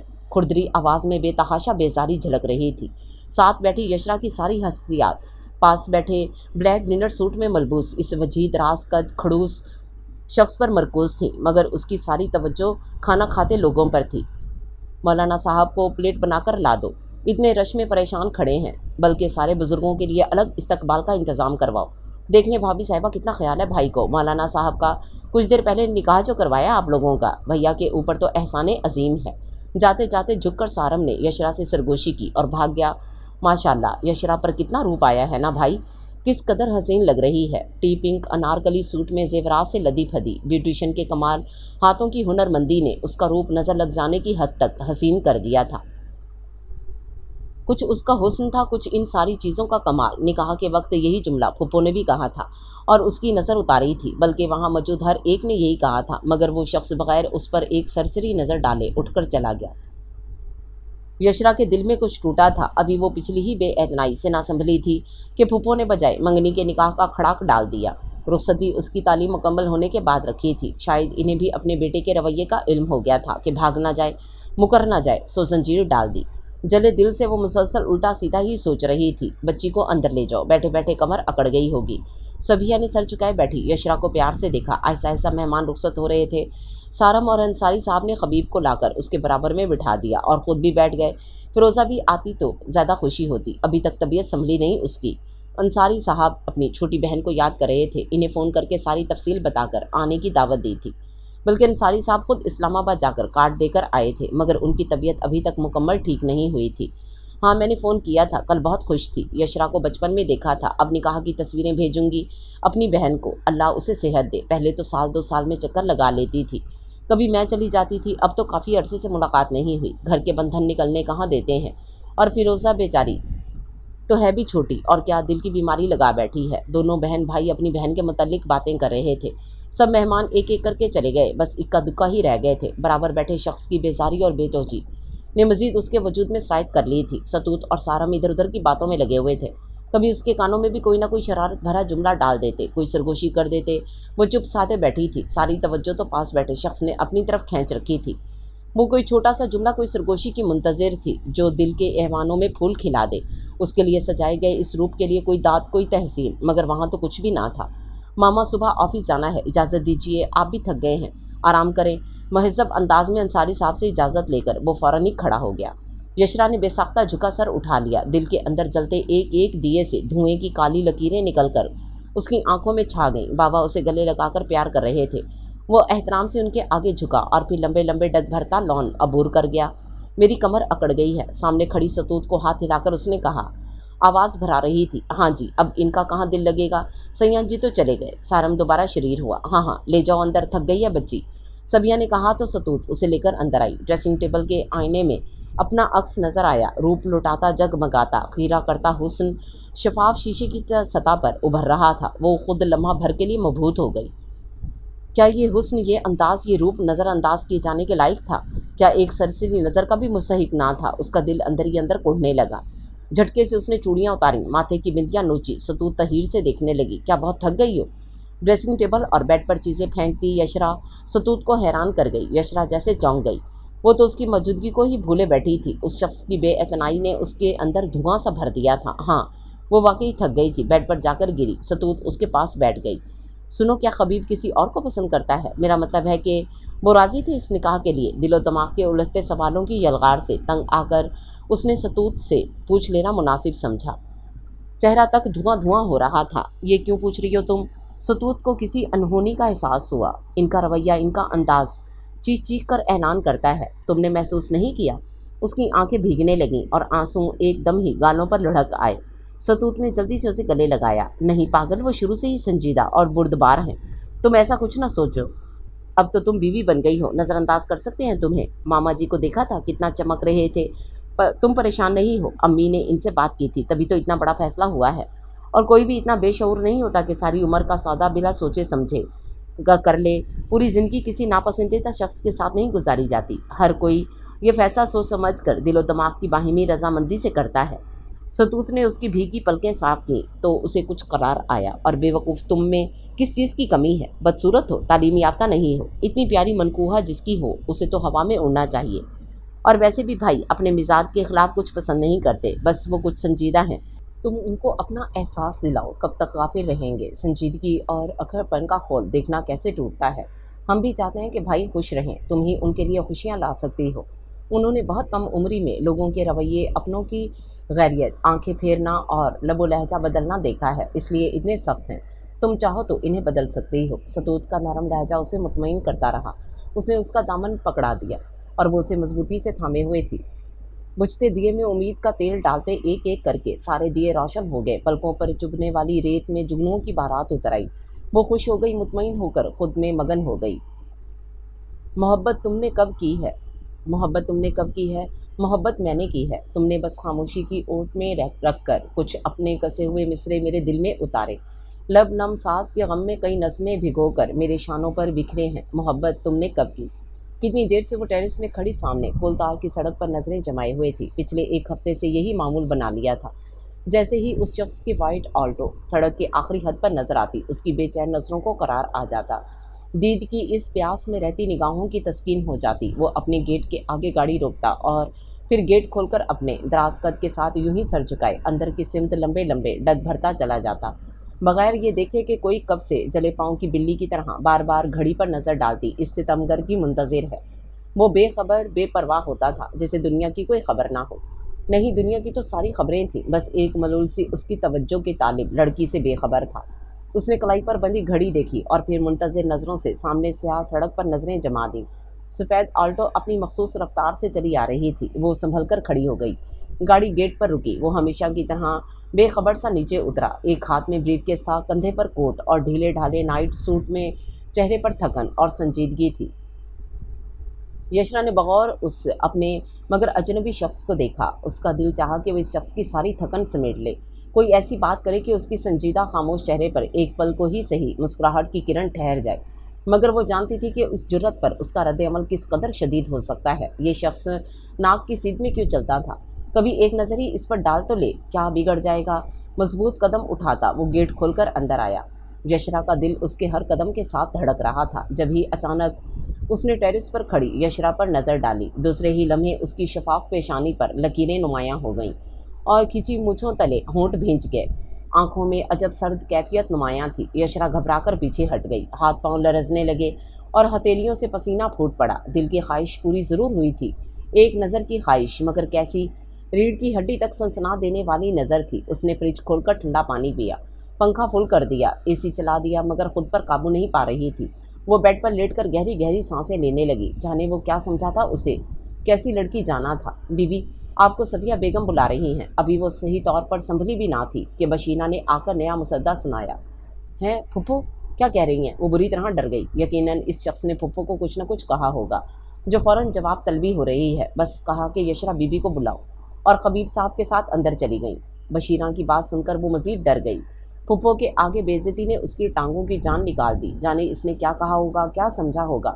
بابا بھی گھر پر نہیں تھے، ورنہ ان کا سہارا لیتی۔ ڈرتے ڈرتے وہ پھپھو کے گھر آئی۔ صحن عبور کر کے جالی کا دروازہ کھولا۔ سامنے کچن کی لائٹ بھی آف تھی۔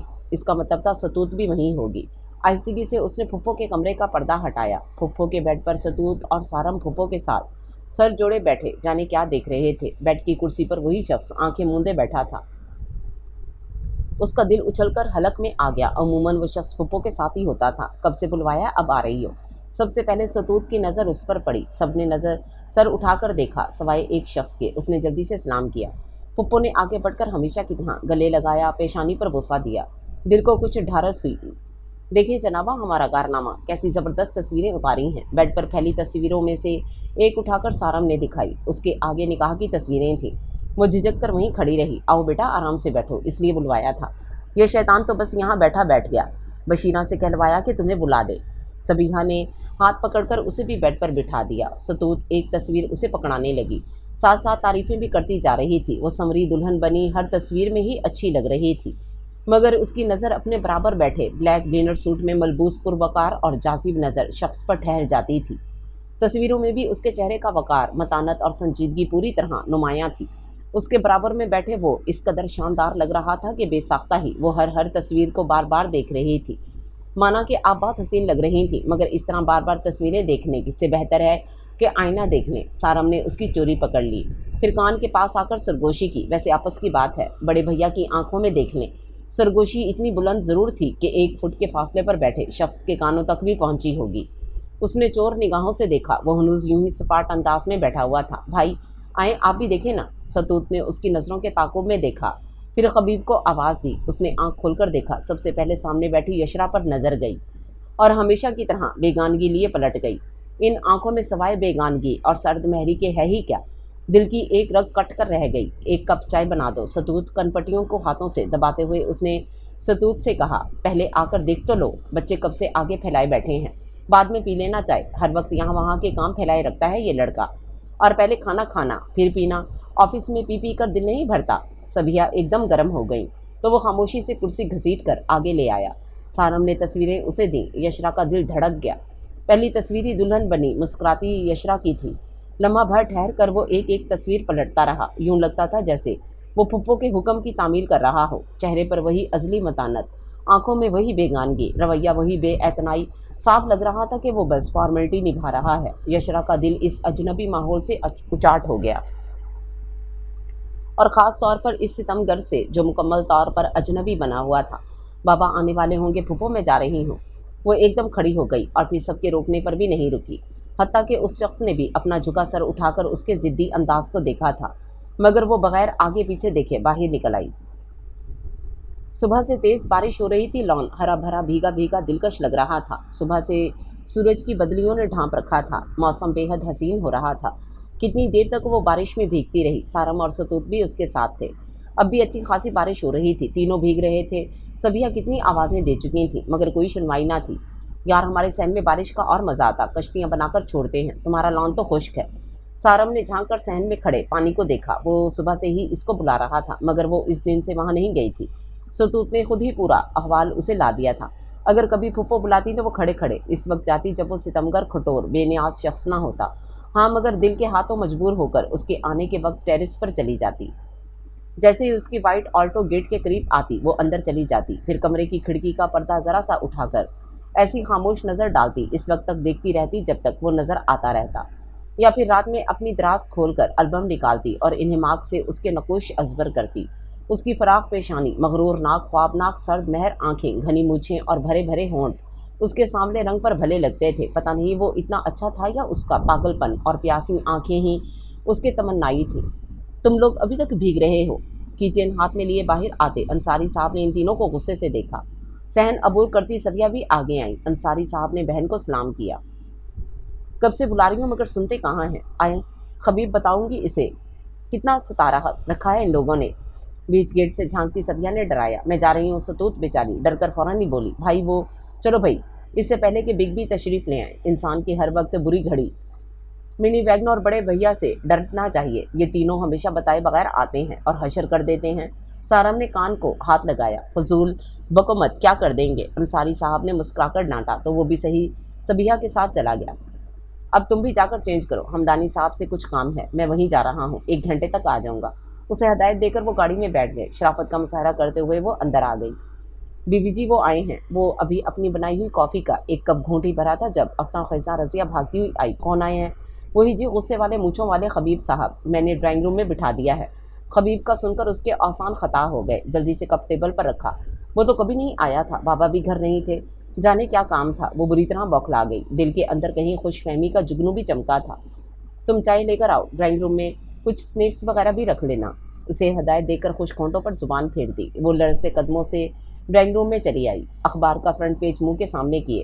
وہ صوفے پر بیٹھا تھا، سامنے کچھ فائلز رکھی تھیں۔ اس نے سلام کیا، اخبار آگے سے ہٹا۔ وعلیکم السلام، ماما کہاں ہیں؟ کچھ دیر پہلے ہمدانی انکل کے پاس گئے تھے۔ کب تک آئیں گے؟ 1 گھنٹے کا کہہ کے گئے ہیں، شاید آتے ہوں۔ رضیہ ٹرالی گھسیٹتی اندر لائی۔ وہ آئیں تو مجھے پیغام بھجوا دیجیے گا۔ سینٹر ٹیبل پر رکھی فائلز اٹھا کر وہ جانے لگا۔ آپ بیٹھیں، چائے تو پی کر جائیں، بابا آتے ہی ہوں گے۔ وہ بے چینی سے آگے بڑھی۔ وہ ٹھٹک کر رک گیا۔ ایک نظر کاٹن کے پرنٹڈ اسکائی بلو اور گرین اسٹائلش سوٹ پہنے گھبرائی ہوئی لڑکی پر ڈالی، جس کے بھیگے بال الجھے ہوئے شانوں پر پڑے تھے۔ پھر فراق پیشانی پر 2 لکیریں نمایاں ہو گئیں۔ جب ماما آئیں گے تو آ کر چائے بھی پی لوں گا، آپ تکلف نہ کیجیے۔ وہ فوراً ہی دروازہ عبور کر گیا۔ خشک بے نیاز رویہ اور طرز تخاطب کا ہتک آمیز انداز کتنی دیر تک اس کی سماعت میں گونجتا رہا۔ خوش فہمی کا ننھا سا جگنو تو مسخر اڑاتا جانے کہاں اڑ گیا تھا۔ اس کی جگہ نارسائی کا کرب اپنے پر پھیلائے اس کے پورے وجود میں آ بیٹھا۔ بابا کے آنے پر اس نے انہیں اس ستمگر کے متعلق بتا دیا۔ بابا بجائے اسے بلانے کے خود ہی وہاں چلے گئے، بلکہ اسے بھی ساتھ لے جانے لگے۔ اس نے انکار کر دیا۔ وہ بری طرح کھول گئی تھی۔ جس بے قدر مغرور کھٹور شخص وہ نم پلکیں لیے کتنی دیر تک بیٹھی رہی، دل الگ مسلسل احتجاج کر رہا تھا۔ اس نے خود پر کڑے ضبط کے پہرے لگا دیے تھے۔ زوردار پٹاخوں کی آواز ہر طرف گونج رہی تھی۔ ہر کوئی پٹاخے پھاڑنے میں خوش تھا۔ اکثر گھروں سے مختلف اقسام کے حلووں کی خوشبو اٹھ رہی تھی۔ آج شب برات تھی، ہر سمت ایک شور و ہنگامہ برپا تھا۔ ستوت ڈرنے کی کیا بات ہے، کتنا مزہ آ رہا ہے۔ کاٹن کے گرے ایمبرائڈری سوٹ میں ڈھیروں پھلجھڑیوں اور پٹاخوں کا ڈھیر کرسی پر سجائے وہ سارم کے ساتھ کھڑی ایک ایک کر کے پھلجھڑی جلا رہی تھی۔ بابا نے صبح ہی اسے کئی پیکٹس لا کر دیے تھے۔ وہ شام کو نہا کر حلوہ لیے پھپھو کے پاس آ گئی تھی، بلکہ پھپھو نے اسے بڑے اصرار سے بلایا تھا، سو وہ انکار نہ کر سکی۔ سارم بھی پٹاخے لے کر آیا تھا۔ دونوں ہی پرجوش تھے۔ ستوت دور کھڑی خوفزدہ سب دیکھ رہی تھی۔ چھوڑو، اس ڈرپوک کو پٹاخے پھوڑتے ہیں۔ پٹاخوں کے ڈھیر میں سے سارم نے ایک پٹاخہ نکالا۔ یشرا نے جلدی سے لے لیا۔ جیب سے ماچس نکال کر سارم نے پٹاخہ جلانے کا طریقہ سمجھایا۔ وہ بڑے جوش سے جلانے لگی۔ یشرا، یہ پھٹ جائے گا، آؤ ہم لوگ چنے کی دال کا حلوہ کھاتے ہیں۔ اسے ماچس جلاتے دیکھ ستوت چلائی، مگر وہ انسنی کر کے تیلی دکھا کر بھاگ کر پیچھے ہوئی۔ زوردار آواز کے ساتھ پٹاخہ پھٹا۔ ستوت چیخی۔ اندر سورہ یاسین پڑھتا ہوا خبیب بری طرح چونک گیا۔ پھر سر پر ٹوپی لیے وہ سیدھا باہر آیا تھا۔ کیا ہو رہا ہے یہ؟ گردار آواز سن کر وہ جلتی پھلجھڑی جلدی سے نیچے پھینک کر کھڑی ہو گئی۔ سارم بیچارہ بھی ہاتھ پیچھے کیے کھڑا تھا، مگر وہ سامنے کرسی پر رکھے ڈھیر کو چھپا نہ پایا۔ یہ عبادت کی رات ہے یا ہندوؤں کی طرح پٹاخے چھوڑنے کی؟ اتنی بڑی بابرکت شب ہے اور تم بجائے کسی نیک کام کے یہ کر رہے ہو۔ اٹھاؤ یہ ساری خرافات۔ کیا خبر کوئی بیمار ہو، عبادت کر رہا ہو، بزرگ ہو، مگر تم لوگوں کو اپنی تفریح کی پڑی ہے۔ اس قدر اچانک حملے پر دونوں کی سٹی گم ہو گئی۔ مزید ڈانٹ اور تقریر کے بعد آخر میں کرسی پر پڑی ساری چیزوں پر ایک نظر ڈالی اور پھر قہر بھری نظر دونوں پر۔ کس نے لا کر دی ہیں یہ خرافات؟ تم لائے ہو۔ سارم بیچارہ متوقع حملے سے گھبرا گیا۔ بابا نے، یشرا نے جلدی سے اس کی جان بچائی، حالانکہ وہ اس شخص سے بات نہ کرنے کا عہد کر چکی تھی۔ تو یہاں کیوں لائی ہیں؟ اٹھائیں اور یہ سارے شوق اپنے گھر پورے کیجیے۔ وہی اکھڑ روٹ لہجہ، وہی اجنبیت بھرا انداز۔ یشرا کی آنکھیں بھرنے لگیں۔ یہ اس کا گھر تھا، اس کی راجدھانی تھی۔ وہ تو وہاں محض ایک مہمان تھی، مگر مہمان کی بھی کوئی عزت ہوتی ہے۔ اور وہ پلٹ کر چیزیں سمیٹنے لگی۔ ایسی اہانت، ایسی تحقیر، گویا صاف جواب تھا کہ بی بی तुम्हारा इस घर और इसके अफराद से कोई ताल्लुक नहीं, और जिससे अटूट ताल्लुक था। यशरा ने आहिस्तगी से नज़र उठाकर उस शख्स को देखा। मस्जिद चलो मेरे साथ, सारम को हुक्म सादर करके दोबारा जाली का दरवाज़ा खोलता वो अंदर गुम हो गया। ऐसे डांटते हैं, बीवी है वो तुम्हारी, दहला दिया होगा बच्ची को। अंदर से फूफो की आवाज़ आ रही थी। ओह यार, बड़े भैया आज ज़्यादा गुस्सा में हैं, तुम घर चलो, मैं चकमा देकर अभी आता हूँ। उसका उतरा चेहरा और गुलाबी आंखें देखकर सारम ने तसल्ली दी। वो फीके से अंदाज में मुस्कुराकर अपने घर चली आई। बीवी, कभी इंसान तक तो समझा नहीं है, बीवी क्या समझेंगे। हलक में नमकीन गोला अटक गया। सतूत के समझाने पर वो इस शख्स का रवैया कबूल कर चुकी थी, बल्कि वो शख्स तो दिल के नेहा खानों में बसा था, उसकी आंखों की पुतलियों में ख्वाब बनकर बस रहा था। उसके नाम का हवाला इर्द गिर्द कितने ही फूल खिला देता था। उसने तो निकाह के बाद फूफो के घर जाना भी छोड़ दिया था। उस वक्त जाती थी जब वो खटोर नहीं होता था, मगर दिल किसी नौ उम्र बच्चे की तरह बिलकता, और आंखें उसकी हमराही के ख्वाब बुनते बुनते जब उसकी दीद की प्यासी हो जाती तो वो चुपके से उसके सामने चली जाती। कभी कोई बहाना, कभी कोई हीला, मगर वहाँ तो फ़कत बेएतनाई, बेतौजी थी। वो सर तो क्या, नज़र उठाकर भी उसकी सिमत ना देखता था। अगर कभी इत्तफाकिया नज़र पड़ जाती तो वो इतनी सर्द और बेगानगी लिए होती कि उसकी रीढ़ की हड्डी में सनसनाहट होने लगती। वो खामोशी से दर्द भरा दिल लिए पलट आती। अक्सर अंदर मौजूद अना और खुददारी उसे गैरत का सबक पढ़ाती, मगर वो ज़िद्दी दिल के हाथों मजबूर थी। पता नहीं वो कैसा सर्द महर खटोर सा शख्स था कि उसकी नज़र अपने नाम से वाबस्ता इस लड़की पर पड़ती ही ना थी, जो अपने हाथों में अपने दामन में चाहतों के फूल लिए उसके कदमों में वारने को किसी पुजारन की तरह खड़ी थी। मगर वो शख्स तो अपना नाम उसके आगे लगाकर उसे बिल्कुल भूल बैठा था। उसकी नज़र में उसकी कोई हैसियत, कोई अहमियत ना थी। पूरी रात उसका तकिया आंसुओं से भीगता रहा। अपनी कमाईगी के एहसास ने उसे अपने माबूद के आगे हथेलियाँ फैलाई। पूरी रात बिठाए रखा था। एक वही तो था जो सबकी सुनता था और दिल की दुआओं को कबूलियत का दर्जा देता था। रमज़ान का चांद नज़र आ गया था। मसाजिद में तरावी के लिए ऐलान हो रहा था। सभी जैसे घरों से बाहर निकल आए थे। वो भी भागकर बाबा को सलाम करने उनके कमरे में गई। आपा को सलाम करने नहीं गई। उसे प्यार से इन्होंने टोका। वो शब बारात से जो आई थी तो फिर दोबारा नहीं गई। चलो दोनों चलते हैं, मैं भी आपा को सलाम कराऊं। इससे पहले कि वो कोई बहाना बनाती, बाबा स्लीपर्स पहनते उठ गए। नाचार उसे भी उनके पीछे जाना पड़ा। चांद मुबारक को आपा। कमरे में जाते ही अंसारी साहब ने ज़ोरदार आवाज़ में मुबारकबाद दी। वो सब टीवी के आगे विराजमान थे। सबिया ने भाई को गले लगाया, फिर यशरा को हमेशा की तरह प्यार किया। सतूत, सारम और वो खटोर शख्स भी आगे बढ़कर अंसारी साहब से मिला। हमेशा की तरह उसे नज़रअंदाज कर दिया। वो सर झुकाए फूफो के साथ बैठ गई। सहरी यहाँ हमारे साथ करना, वहाँ कौन बनाएगा। सबिया जानती थी इनकी भतीजी इन कामों में कोरी है। सुभाई को कहने लगी। सतूत उठकर चाय बनाने चली गई। बशीरा आ जाएगी, करीबी तो क्वार्टर है उसका। अंसारी साहब ने पहले ही बशीरा और रज़िया से बात कर रखी थी। चलो जैसे तुम्हारी खुशी, अगर यहाँ आ जाते तो सहूलत रहती। सब मिलकर दस्तरख्वान पर बैठते। बेशक आपा, कभी कभी हम लोग आ जाया करेंगे, अगर आपकी बहू की आंख खुल जाए, वरना ये तो आखिरी टाइम भागम भाग ब्रश करके एक गिलास दूध लेती है। नमाज भी जाने कैसे पढ़ती होगी। अभी बच्ची है, वक्त सब कुछ सिखा देता है। आहिस्ता आहिस्ता जिम्मेदारी आती जाएगी। सबिया ने प्यार से सर झुकाए यशरा को देखा था। वैसे मामा, वो खुशनसीब दिन कब आएगा जब ये जिम्मेदार होंगी। काफ़ी देर खामोश बैठे सारम ने अंसारी साहब से पूछा। चाय की ट्रे लाती सतूत ने बड़े कॉर्नर टेबल पर रख कर दी। यशरा गैर जिम्मेदार तो नहीं है, बस ज़्यादा हसास है। चाय के कप सबको पकड़ाते हुए सतूत ने जवाब दिया। आज इतनी खामोश क्यों हो यशरा। मुसलसल खामोशी को सबिया ने नोट किया। कुछ नहीं तो पुप्पो। वो ज़बरदस्ती मुस्कुराई। तुम सुनाओ बेटा, कैसा चल रहा है ऑफिस। अंसारी साहब खबीब की जानिब मुतवज्जो हुए। अल्लाह का करम है मामा। वो भी फ़ौरन मुतवज्जो हुआ। अगर कोई प्रॉब्लम हो तो मुझसे ज़रूर डिस्कस करना। बाबा जाने क्या कहते कि उसने बात काट दी। मामा, मैं हर किस्म की प्रॉब्लम को फेस करने का हौसला रखता हूँ। आपका बहुत शुक्रिया। बेशक लहजे में एहतराम था, मगर अंदाज किसी हद तक रूखा ही था। यशरा ने झुका सर उठाकर उसे देखा। किसी तरफ चलने में स्याह शलवार कमीज़ के साथ बिखरे बिखरे बालों में माथे पर हमेशा की तरह शिकन डाले वो उसके बाबा के मुकाबिल था। अंसारी साहब एकदम खामोश हो गए। खबीब तंबीह करती निगाह से सबिहा ने अपने अखड़ अरखत बेटे को वार्न किया। सारम भी होंक बना देख रहा था। सॉरी मामा, मेरा मकसद ये नहीं था। हर इंसान को अपनी राहें खुद तलाशनी चाहिए। जो लोग किसी की उंगली के सहारे के मुंतज़िर होते हैं वो हमेशा सहारों ही को तलाश में रहते हैं, और सहारे हमेशा बोदे होते हैं। वो गया हुआ था। यशरा ने उसकी आंखों को वाज़े तौर पर सुर्ख होते देखा था। तुम जैसे ही नौजवान वालिदैन का फ़ख्र और कौम का सरमाया होते हैं मेरी जान। I am proud of my सन।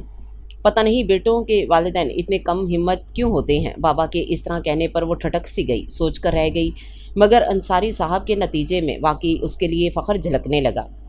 ایسا داماد بھی نصیب والوں کو ملتا ہے، اور آئی ایم سوری ماما، مگر مجھے کسی کے تعاون، کسی کے سہارے کی عادت نہیں ہے، اور مجھے لوگ بھی وہی اچھے لگتے ہیں جو گر کر اٹھنے کے اور گرنے سے واقف رکھتے ہوں۔ وہی کامیاب ہوتے ہیں جو ذمہ دار اور سنجیدہ ہوں، زندگی کو محض تفریح سمجھ کر نہیں گزارتے۔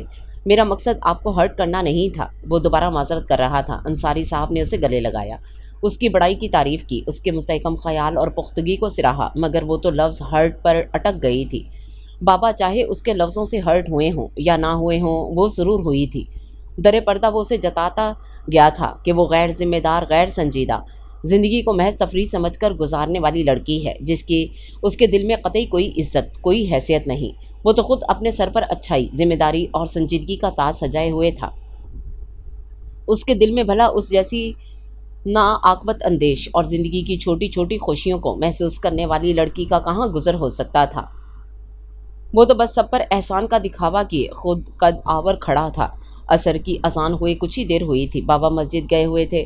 وہ بھی نماز پڑھ کر رضیہ اور بشیرہ کے پاس کچن میں آ گئی تاکہ افطار کی تیاری کا جائزہ لے سکے۔ دونوں جلدی جلدی ہاتھ چلا رہی تھیں۔ سب کچھ ہو گیا ہے جی، عصر کے بعد وقت ہی کہاں رہ جاتا ہے۔ کڑھائی میں پکوڑے ڈالتے ہوئے بشیرہ نے شیلف پر رکھی چیزوں کی طرف اشارہ کیا۔ دہی بڑے، فروٹ چاٹ، چھولے، اورنج جوس، کھجورے، سموسے، پکوڑے سبھی لائن سے رکھے تھے۔ اس نے ایک بڑی کانچ کی ڈش اٹھا کر ہر چیز پلیٹوں میں ڈال کر سلیقے سے ٹرے میں رکھی۔ بابا آئیں تو کہنا، پھپھو کے یہاں لے کر جا رہی ہوں۔ بشیرہ کو بتاتی وہ ٹرے اٹھائے پھپھو کے گھر آ گئی۔ صحن میں ہی پکوڑے تلنے کی خوشبو پھیلی ہوئی تھی۔ کچن کے دروازے سے ستوت کا دوپٹہ نظر آ رہا تھا۔ وہ وہیں آ گئی۔ ارے یہ تم اتنا کچھ لے آئیں؟ ستوت نے ٹرے میں رکھی ساری چیزوں کو دیکھا۔ ہاں، تمہاری پسند کی چاٹ ہے، کھا کر مجھے دعائیں دو۔ پھپھو کہاں ہے؟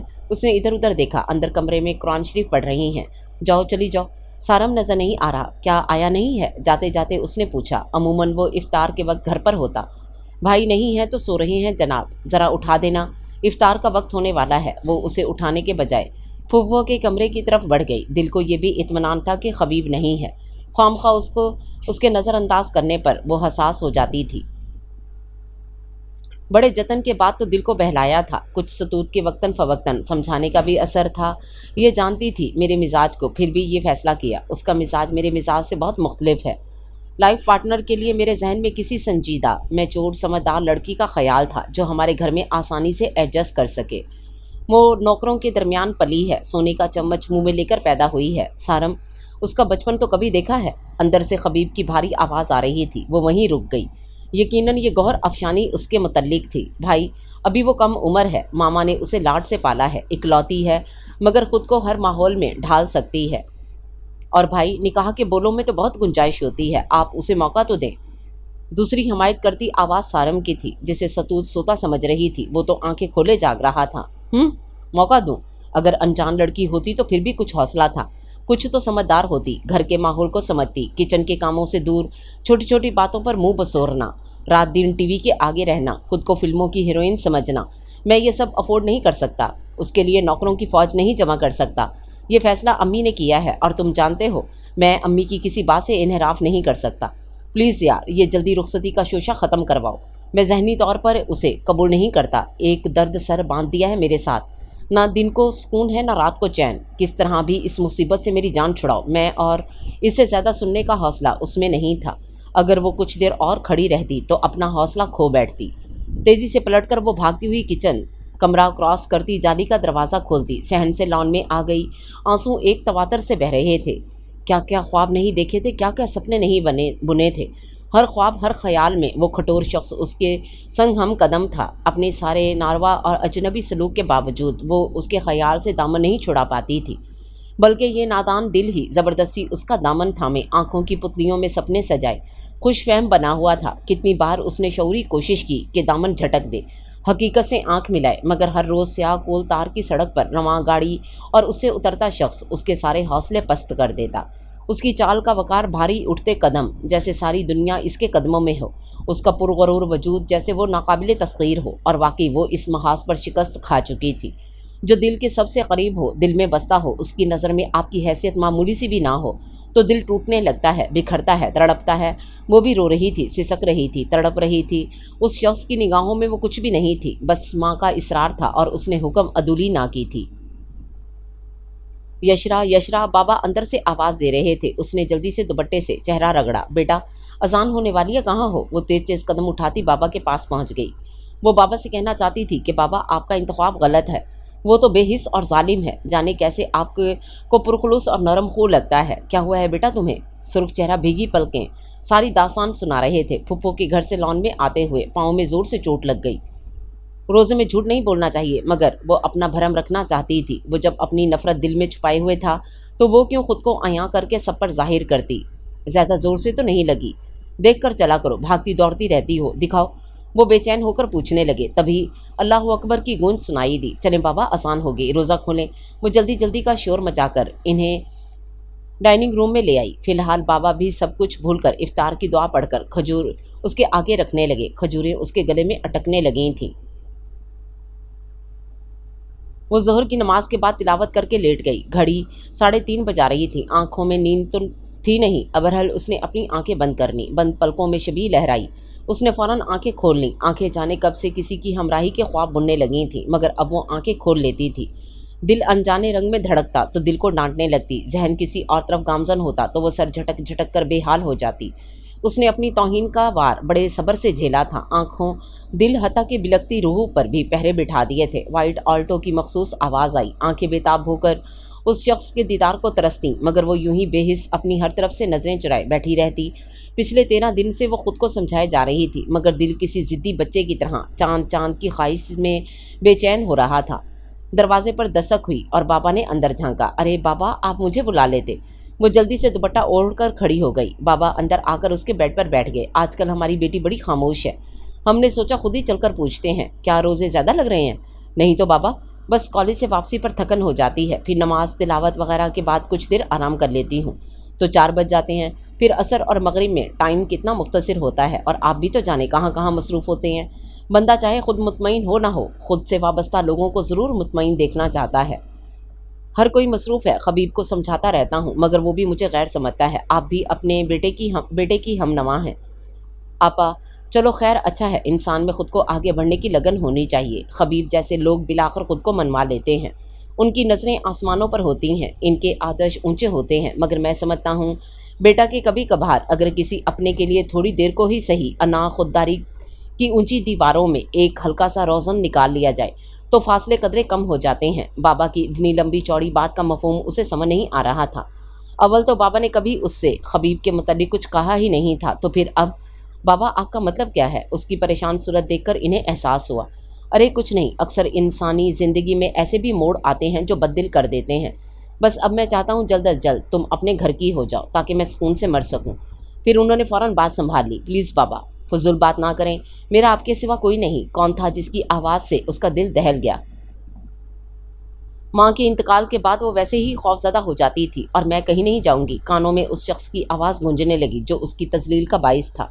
मैं तुम्हें दूर जाने भी नहीं दूंगा। आपा का घर हमारे ही घर का हिस्सा है, जब भी तो मैं मुतमईन हूँ मेरी आंखों के सामने रहोगी। बाबा बाबा, क्या आपने फूफो से कुछ कहा था? उसने झिझकते हुए पूछना चाहा, मगर नज़रें झुकाकर रह गई। अंसारी साहब समझ गए। हाँ बेटा, तालीम का क्या है, पढ़ती रहोगी। खबीब बहुत अच्छा है, खुले दिल खुले दिमाग का बेहतरीन शख्स। फिर तुम्हारी फूफो कितनी मोहब्बत करती हैं तुमसे। सारम सतूत सभी मोहब्बत करते हैं। मेरा तो जी खुश हो जाता है। वो इन्हें क्या बताती कि जिसके साथ उसकी ज़िंदगी वाबस्ता की गई थी वो खुश नहीं था। उसने सिर्फ़ और सिर्फ उसे अपनी माँ और मामा के हुक्म पर कबूल किया था। उसकी नज़र में वो बिल्कुल बेवक़्त, बेहैसियत और बेमोल थी। वो तो आसमानों पर बैठा था और वो ज़मीन की मामूली सी हकीर लड़की। इसलिए दिल में कुछ खलिश सी जागी। उसने दीवार पर लगी घड़ी की तरफ देखा। वही मखसूस वक्त, वही मखसूस आहट। जिस्म कान बन गया। हर रुआं जैसे समात में ढल गया था। दिल और आंखें बेचैन और बेताब हो गईं। वो खुद को संभालते संभालते जैसे बेहाल हो गई। रोज़ाना का वही मामूल, वही बेचैनी, वही बेताबी, वही खुद को समझाना, दिल को डांटना, खुद से लड़ना। वो इस माहौल से फ़रार चाहती थी। बाबा, हम दोबारा मस्कत वापस चलें, यहाँ दिल नहीं लगता। बेसाख्ता ही उसने बाबा के हाथों पर अपना हाथ रखकर आजिज़ी से कहा, कितनी मुश्किलें उठाकर हम यहाँ अपनों में आए। मैं इनसे दूर कब दिल लगा पाता हूँ बेटा। बाबा ने उसे देखा। वो बात करना चाहते थे, मगर वो हर बार खूबसूरती से टाल जाती थी اور اس وقت انہیں اپنی شریک سفر بہت یاد آ رہی تھی۔ باپ چاہے بیٹیوں کے ساتھ کتنے ہی بے تکلف ہوں، مگر ماں کا نعم البدل نہیں ہو سکتے۔ جنہیں ہم اپنا سمجھتے ہیں وہ تو بہت فاصلے پر اجنبی بنے کھڑے ہوتے ہیں۔ پھر کیوں ان کے لیے کچھ لٹایا جائے؟ بابا، جہاں اپنایت ہو وہیں اپنے ہوتے ہیں۔ آپ کوشش تو کریں، ہمارا فلیٹ تو اب تک خالی ہوگا، ہم وہیں چلتے ہیں۔ وہ یہاں کسی صورت نہیں رہنا چاہتی تھی۔ سبھی اسے بے وقوف، لاپرواہ اور احمق سمجھے تھے۔ چلو، وہ شخص جو تھا سو تھا۔ بابا نے بھی اسے کسی قابل کب سمجھا تھا؟ اور ستوت سب کچھ جانتے ہوئے بھی اسے تسلی کی چادر میں لپیٹ کر خوابوں کے بیل بوٹے ٹانک دیتی تھی۔ اور وہ سارے چنچل شوخ اپنے بڑے بھائی سے خائف ڈرا سہما کیسے اس شخص کا رازداں بنا ہوا تھا؟ نہیں، وہی ایک عقل کی اندھی تھی۔ اس نے کسی سے کچھ نہیں کہا تھا، کچھ نہیں پوچھا تھا۔ وہ لوگ اب بھی اس کے پاس یوں ہی آتے، تنگ کرتے اور وہ انجان بن جاتی۔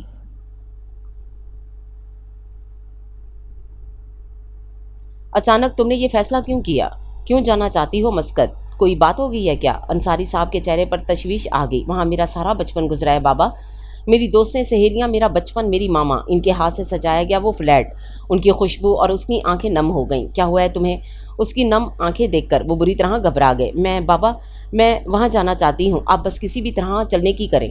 وہ ضدی سی ہو گئی۔ اچھا چلو، تمہاری رخصتی کے بعد۔ انہوں نے اسے بہلانا چاہا مگر اس نے بات کاٹ دی۔ نہیں بابا، ابھی، بس آج کل میں۔ وہ اس کی ضد سے پریشان ہو گئے، حالانکہ وہ کبھی بھی ضدی نہیں رہی تھی۔ انصاری صاحب نے کچھ دیر اسے دیکھا، پھر دل ہی دل میں آج ہی بلکہ ابھی خبیب سے بات کرنے کا فیصلہ کر لیا۔ ابھی تو عصر کی جماعت نکل جائے گی، تم بھی افطار کا انتظام دیکھو، میں مسجد جا رہا ہوں۔ فی الحال انہوں نے بات سمیٹ دی اور باہر نکل گئے۔ وہ خاموشی سے اٹھ کر خود وضو کرنے چلی گئی۔ بہرحال اس نے تہیہ کر لیا تھا کہ وہ ہر حال میں بابا کو منا لے گی۔ آج 19واں روزہ تھا، دوسرا عشرہ بھی بس ختم ہی ہونے کو تھا۔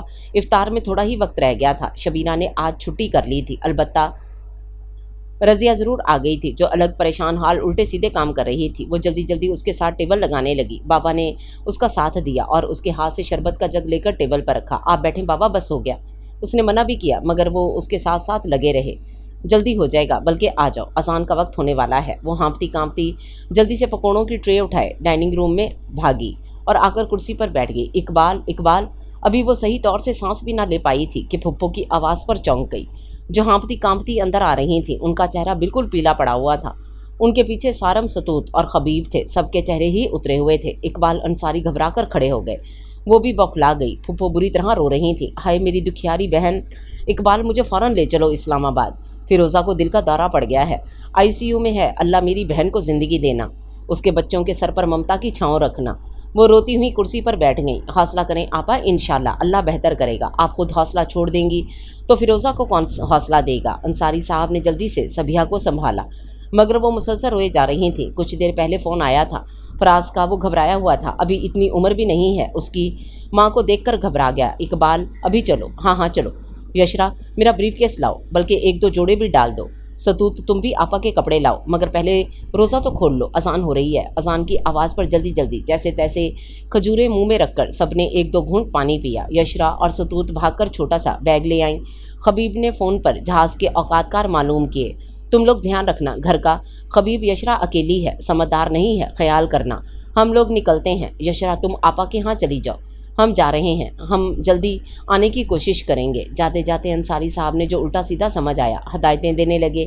خبیب ویسے ہی فرما برداری سے سر ہلا رہا تھا۔ نہیں بابا، میں گھر پر صحیح ہوں، آپ لوگ نکلیں، یہاں کے لیے پریشان نہ ہوں، بس فیروزہ پھپھو کی خیریت کی اطلاع دیجیے گا۔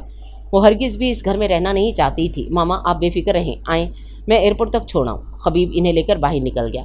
بابا اسے پیار کرتے، پھپھو کو تھامے تسلیاں دیتے گاڑی میں بیٹھ گئے۔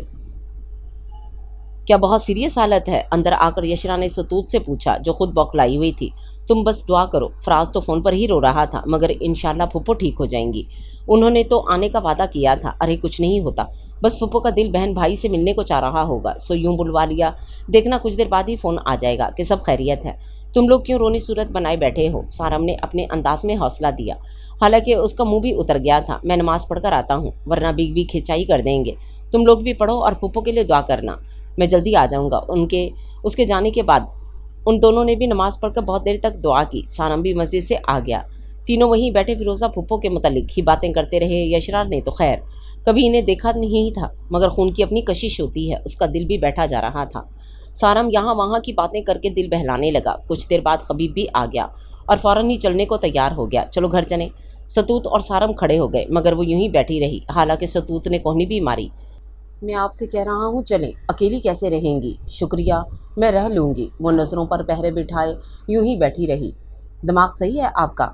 मामा रात को नहीं आएंगे, चलें उठें। उसका चंगेज़ खानी दिमाग फ़ौरन ही खोल गया। चाहे बाबा कई दिन तक ना आए, मगर मैं नहीं जाऊंगी। आप बार बार कहकर अपनी बात गंवाएंगे। उसका हट धर्म, ज़िद्दी अंदाज और बदलते तेवर इन तीनों को ही दम बखुद कर रहे थे। चलो ना यशरा। डरते डरते सतूत ने भी उसका हाथ थामा। बहादुर बेगम, यहाँ रात को भूत भी आते हैं और अकेली लड़की को तो सालम निगल जाते हैं। सारम ने डराया। मैं अकेली रह सकती हूँ। मस्कत में भी बाबा कहीं जाते थे तो मैं अकेली होती थी, मुझे डर नहीं लगता। तुम लोग बेशक चले जाओ, मैं रज़िया को रख लूँगी। कल बशीरा भी आ जाएगी। वो बिल्कुल ढीठ बन गई। खबीब ने रेड और वाइट सूट में मलबूस उलझे बिखरे बालों वाली इस बिल्कुल मुख्तलिफ सी लड़की को गौर से देखा। अगर कल बेहोश पड़ी हुई तो? वैसे बीबी यशरा, आपको इस बहादुराना अदा पर कोई मेडल मिलने वाला है क्या? सतूत, तुम यहीं रुक जाओ। आओ सारम। बिल्कुल अचानक ही उसने फैसला किया और आगे कदम बढ़ा दिए। भाई, सहरी कैसे तैयार होगी? सतूत को इस फैसले पर फिक्र हुई। उसने जल्दी से भाई को रोका। तुम जाओ सतूत, मेरे लिए परेशान मत हो। सहरी के वक्त उठकर आ जाना। वो उसे घूरता सतूत को हदायत देता सारम को लिए चला गया। वो यूं ही इत्मीनान से बैठी रही। सतूत ने उसकी शक्ल हैरत से देखी। यशरा, तुम बदल नहीं गई हो?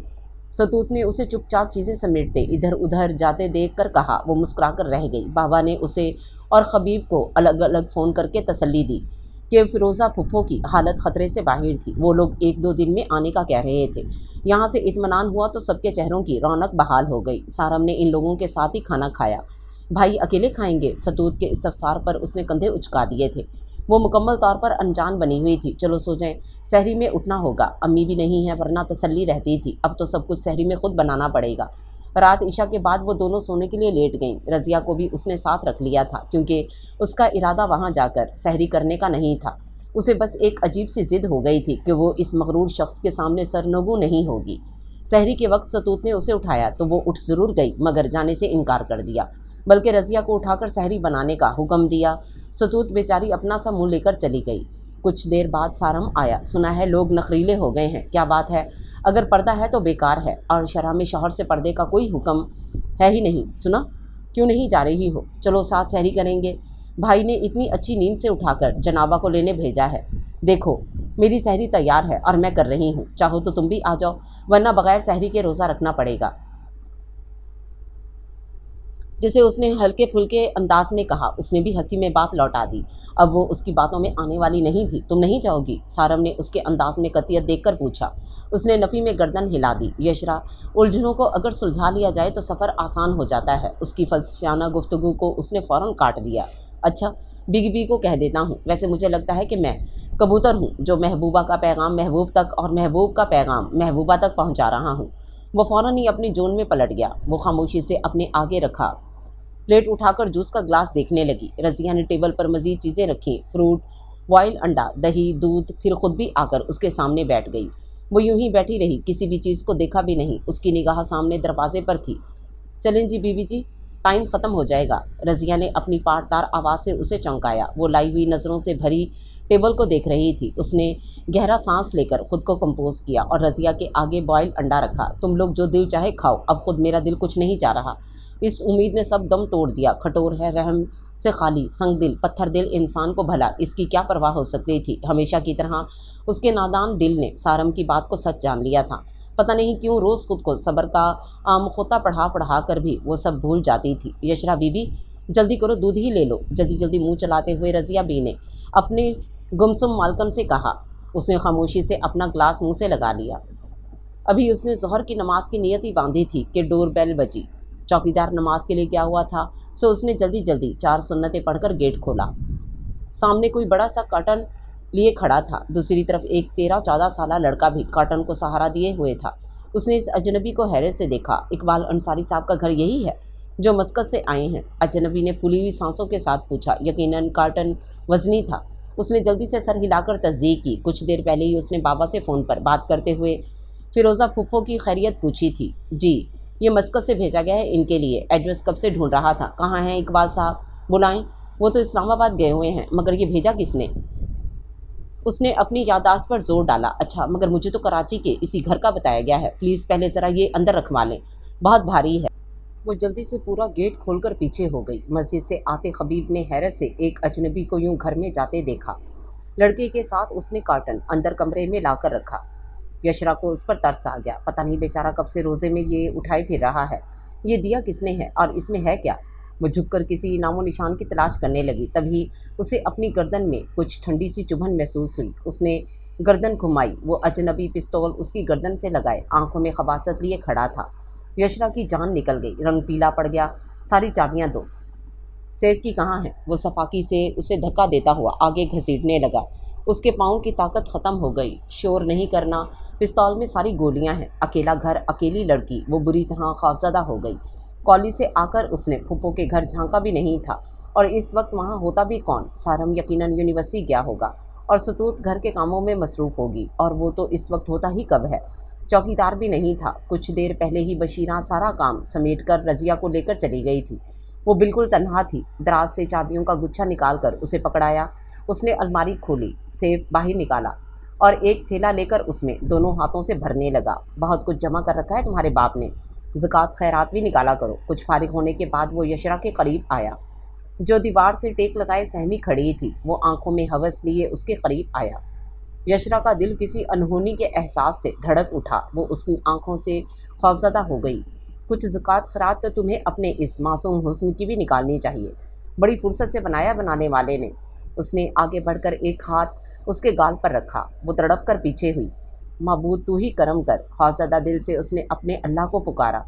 बेबसी के बाद आखिरी सहारा सिर्फ अल्लाह ही होता है। इतना खौफ, मौके से फ़ायदा तो ज़रूर उठाऊंगा। वो थैला नीचे रखकर आगे बढ़ा। यशरा का दिल अपने अल्लाह को पुकारने लगा। वो बहुत बड़ी गलती कर चुकी थी। उसका रुआं रुआं अपने रब को आवाज़ देने लगा। इस वक्त हर चीज़ से ज़्यादा कीमती उसकी इज्जत थी। उसने बेरहमी से उसके बाल पकड़े। जब ही फायर की आवाज़ गूंजी, वो कराह कर पीछे हटा। यशरा के बाल छोड़ दिए। खून की लकीर कारपेट में जज्ब होने लगी। वो तड़प कर अपने पाँव की तरफ झुक गया। सारम ने तेज़ी से आकर उस जख्मी को घसीटा और गिरेबान पकड़कर खींचता हुआ लाया और नीचे ज़मीन पर फेंक दिया। यशरा ने धुंधलाई आंखों से देखा। खबीब चेहरे पर करखदगी और गुस्से के तासरात लिए उस शख्स पर पल पड़ा। उसकी आंखें लहू रंग हो रही थीं। सारम अलग से उसे ठोकर पर ठोकर मार रहा था। चौकीदार भी बंदूक लिए खड़ा था। उसने अपने हवास काबू में करके उठने की कोशिश की, मगर आंखों के आगे अंधेरा छा गया। वो लड़खड़ाकर नीचे गिरती चली गई। खबीब ने उसके गिरते वजूद को देखा तो उसका तनाव यकदम कई गुना बढ़ गया और गुस्सा शिद्दत अख्तियार कर गया। बहुत शौक है तुम्हें अकेले रहने का। खुद को तुर्म खान समझती हो, बहुत बहादुर हो, सबसे निपट लोगी। देख लिया जिद का अंजाम। किसी बड़े की बात ना मानने की कसम खाई हुई थी तुमने। अपने आप पर बहुत ज़ौम है तुम्हें। सब कुछ कर सकती हो, एक जहां तुम्हारे कदमों में है।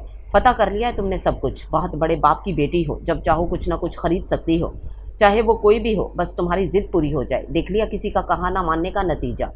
वो आंखों में चिंगारियां लिए बुरी तरह उस पर बरस रहा था। वो बेड पर नीम तराज सर झुकाए बहते आंसुओं के साथ सब कुछ सुन रही थी। सारम और सतूत उसके दाएं बाएं बैठे थे। जाने कब बेहोश हो गई थी। कुछ देर पहले ही होश आया तो तीनों उसके पास फिक्रमंद खड़े थे और तोल तोल कर बोलने वाला शख्स बरस रहा था। अगर मज़ीद ख्वाहिश है यूँ इस तरह रहने की तो जबर मत करना। खुद पर अपनी ख्वाहिश ज़रूर पूरी करो। बाकी सब पागल हैं, तुम्हारे दुश्मन हैं जो तुम्हें अच्छा बुरा समझा रहे हैं। तुम्हारे इस बचकाना इकदाम की काबिल तस्ताइश जानकर तुम्हें मेडल देना चाहिए। तुम किसी भी मुतवक्को नताइज को नज़रअंदाज करके बस अपना मफाद देखो, बस अपना फ़ायदा, अपनी हठधर्मी, अपनी ज़िद। तुम्हें किसी से कोई सरोकार नहीं। तुम बहुत कुछ कर सकती हो, दुनिया को अपने कदमों पर झुका सकती हो। प्लीज़ भाई। यशरा परेशान है। सतूत ने उसका झुका सुर्ख चेहरा और मुसलसल बहते आंसू देखकर भाई को रोकना चाहा। परेशान है या परेशानी बढ़ाने में अपना सानी नहीं रखती। अभी मामा और अम्मी को पता चलेगा तो क्या उसे शाबाशी देंगे? अगर खुदा न खासा हम कुछ देर लेट हो जाते या मैं देख नहीं लेता, तुम घर पर ना होती तो। ये सब सोचते हुए मेरे औसान ख़ता हो जाते हैं। उसने बंद मुट्ठी अपने दूसरे हाथ पर मारी और सर पकड़कर वहीं धरी कुर्सी पर बैठ गया। यशरा की हिचकियाँ बंद गईं। कुछ हुआ तो नहीं ना? अल्लाह का करम है, बस करें अब। काफ़ी देर खामोश बैठे। सारम को उसकी हालत पर रहम आ गया। वाओ, अगर वो लोग तादाद में ज़्यादा होते या वो असला इस्तेमाल कर लेता, कुछ भी हो सकता था। सारम कुछ भी मुमकिन था। उसने कोई कसर न छोड़ी थी खुद को और हम सबको बर्बाद करने की। दिल चाह रहा है कि वो इश्तियाल में आगे बढ़ा। यशरा सहम कर रोती हुई सतूत से चिपक गई। उसे घूरता हुआ वो दोबारा बैठ गया। روزے کا وقت ہو گیا ہے، ستوت کچھ انتظام ہے یا بازار سے لاؤں؟ سارم نے وقت کا احساس دلایا۔ کچھ فروٹ ہیں گھر پر، کھجوریں بھی ہیں، میں شربت بنا لیتی ہوں، آپ لوگ وضو کر لیں۔ ستوت کے ساتھ خبیب بھی اٹھ کر چلا گیا۔ وہ یوں ہی بیٹھی رہی۔ سارم نے اس کی دگرگوں حالت دیکھ کر پیار سے سمجھایا، شاباش، چلو اٹھو، وضو کرو، روزہ کھولو اور اللہ کا شکر ادا کرو۔ رونے سے کچھ حاصل نہیں ہوتا، ان کا غصہ جائز ہے، خدا نخواستہ کچھ غلط ہو جاتا، روپے پیسے کا کوئی غم نہیں ہوتا، مگر خیر اٹھو۔ اس نے زبردستی اٹھایا۔ وہ خاموشی سے وضو کرنے چلی گئی۔ ستوت کے ساتھ خبیب چیزیں لا لا کر ڈائننگ ٹیبل پر رکھنے لگا۔ ستوت جلدی جلدی پھل کاٹ رہی تھی، سارم جگ میں شربت گھول رہا تھا۔ وہ ٹاول سے منہ تھپتھپاتی وہیں رک گئی۔ سارم کے ساتھ بیٹھے خبیب کو دیکھ کر اسے عجیب سی ندامت نے آ گھیرا۔ اس کا جی چاہ رہا تھا واقعی زمین پھٹے اور وہ اس میں سما جائے، ذرا سی لاپرواہی نے اسے کیسے موڑ پر لا کھڑا کیا تھا۔ افطار کا وقت ہو گیا ہے، ستوت نے پکارا تو وہ خاموشی سے جا کر بیٹھ گئی۔ سارم نے اس کے آگے شربت کا گلاس، کھجور اور کٹے ہوئے فروٹ رکھے۔ اذان کی آواز پر سب متوجہ ہو گئے۔ اس نے بھی کھجور منہ میں رکھی۔ سارم اور ستوتی زبردستی اسے کچھ نہ کچھ کھلاتے رہے۔ اسے تو یوں لگ رہا تھا جیسے حلق میں باریک باریک کانٹے اگ آئے ہوں۔ نماز کے لیے کھڑی ہوئی تو اس کے جسم کا ایک ایک رواں اپنے معبود کا شکر گزار ہو گیا۔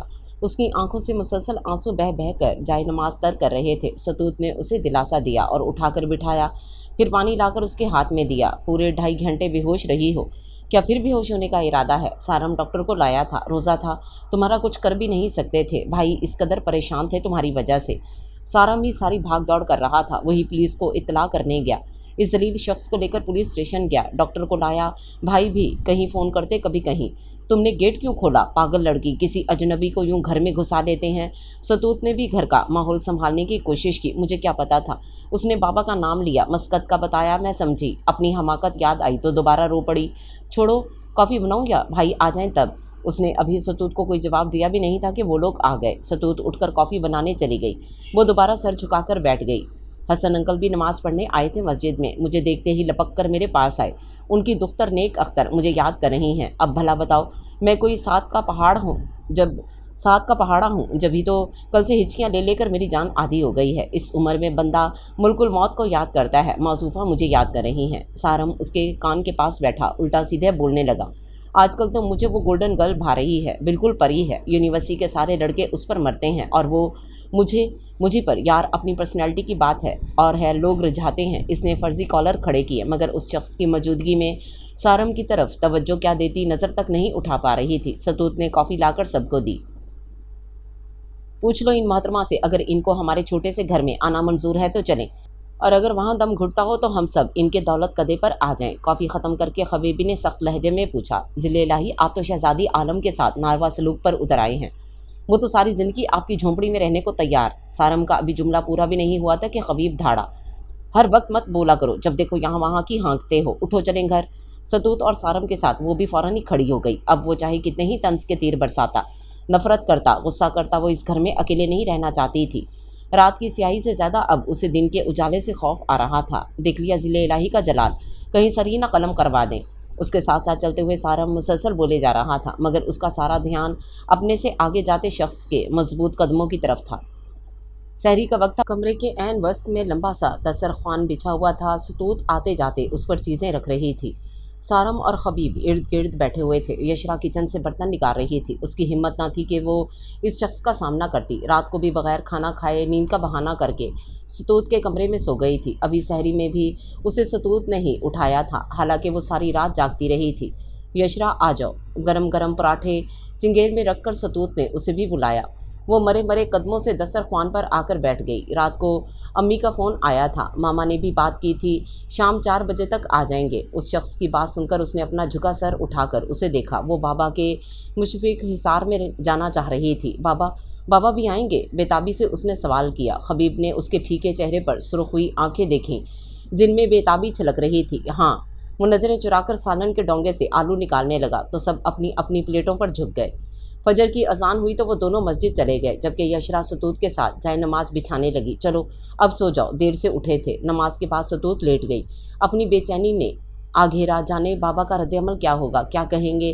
نماز کے بعد بھی اسے نیند نہیں آ رہی تھی۔ مسلسل کروٹیں بدلتے بدن میں تھکن گھلنے لگی۔ اس نے برابر میں سوئی ستوت کو دیکھا اور اٹھ کر کھڑکی میں کھڑی ہو گئی۔ صحن کے ساتھ بنے چھوٹے سے پورٹ سے وائٹ آلٹو نکل کھڑی تھی کتنے دنوں بعد اس نے مخصوص ٹائم پر اسے دیکھا تھا۔ کھڑکی کا پردہ چھوڑ کر وہ دوبارہ بیڈ پر آ گئی۔ آنکھیں بند کیے جانے کتنی دیر گزر گئی، بالآخر نیند کی دیوی مہربان ہو ہی گئی۔ جب اس کی آنکھ کھلی تو برابر میں ستوت نہیں تھی۔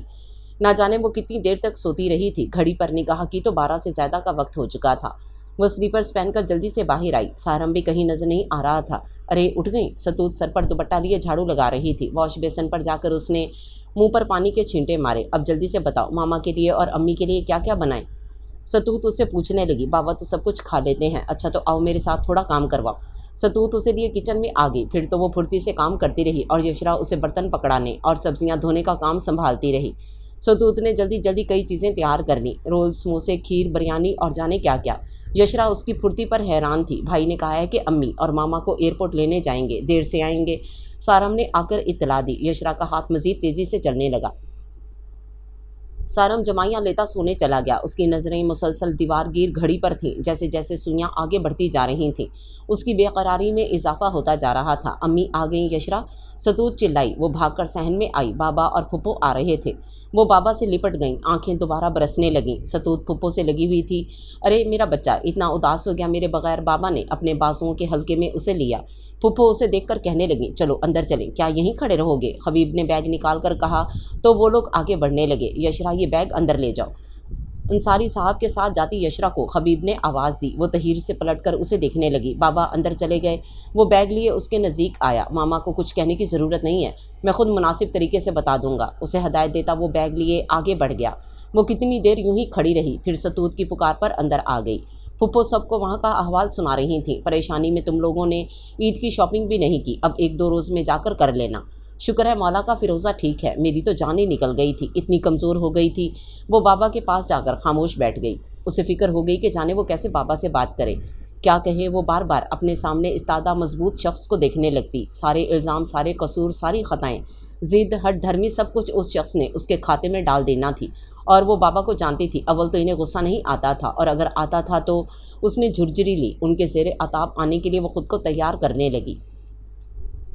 بے شک سارا قصور اس کا تھا تو سزا بھی اسی کو ملنی تھی۔ خود کو سمجھاتی وہ اس وقت کی منتظر تھی، مگر افطار کے بعد کھانا بھی کھا لیا گیا اور کسی نے بھی کوئی بات نہ کی۔ ستوت اور سارم کو شاید پہلے ہی سمجھا دیا گیا تھا۔ وہ لوگ تو یوں بے فکر تھے جیسے کچھ ہوا ہی نہ ہو۔ کھانے کے بعد کافی پی کر بابا نے جانے کی اجازت چاہی۔ آپ مجھ سے خفا نہ ہوں تو میں بھی آپ کے ساتھ چلوں؟ خبیب بھی ان کے ساتھ جانے کے لیے اٹھ گیا۔ وہ جانتی تھی کہ وہ کیوں جا رہا ہے۔ ہاں ہاں چلو۔ بابا خوش ہو گئے۔ وہ سب سے ملتی بابا کے ساتھ آ گئی۔ بابا اسے لیے اپنے کمرے میں چلے گئے۔ وہ وہیں کھڑی انگلیاں چٹکاتی رہی، کبھی کھڑی کبھی بیٹھ جاتی، مگر کسی طور چین نہیں آ رہا تھا۔ ایک فیصلہ کر کے وہ یکدم اٹھ گئی اور بابا کے کمرے کے پاس جا کر کھڑی ہو گئی۔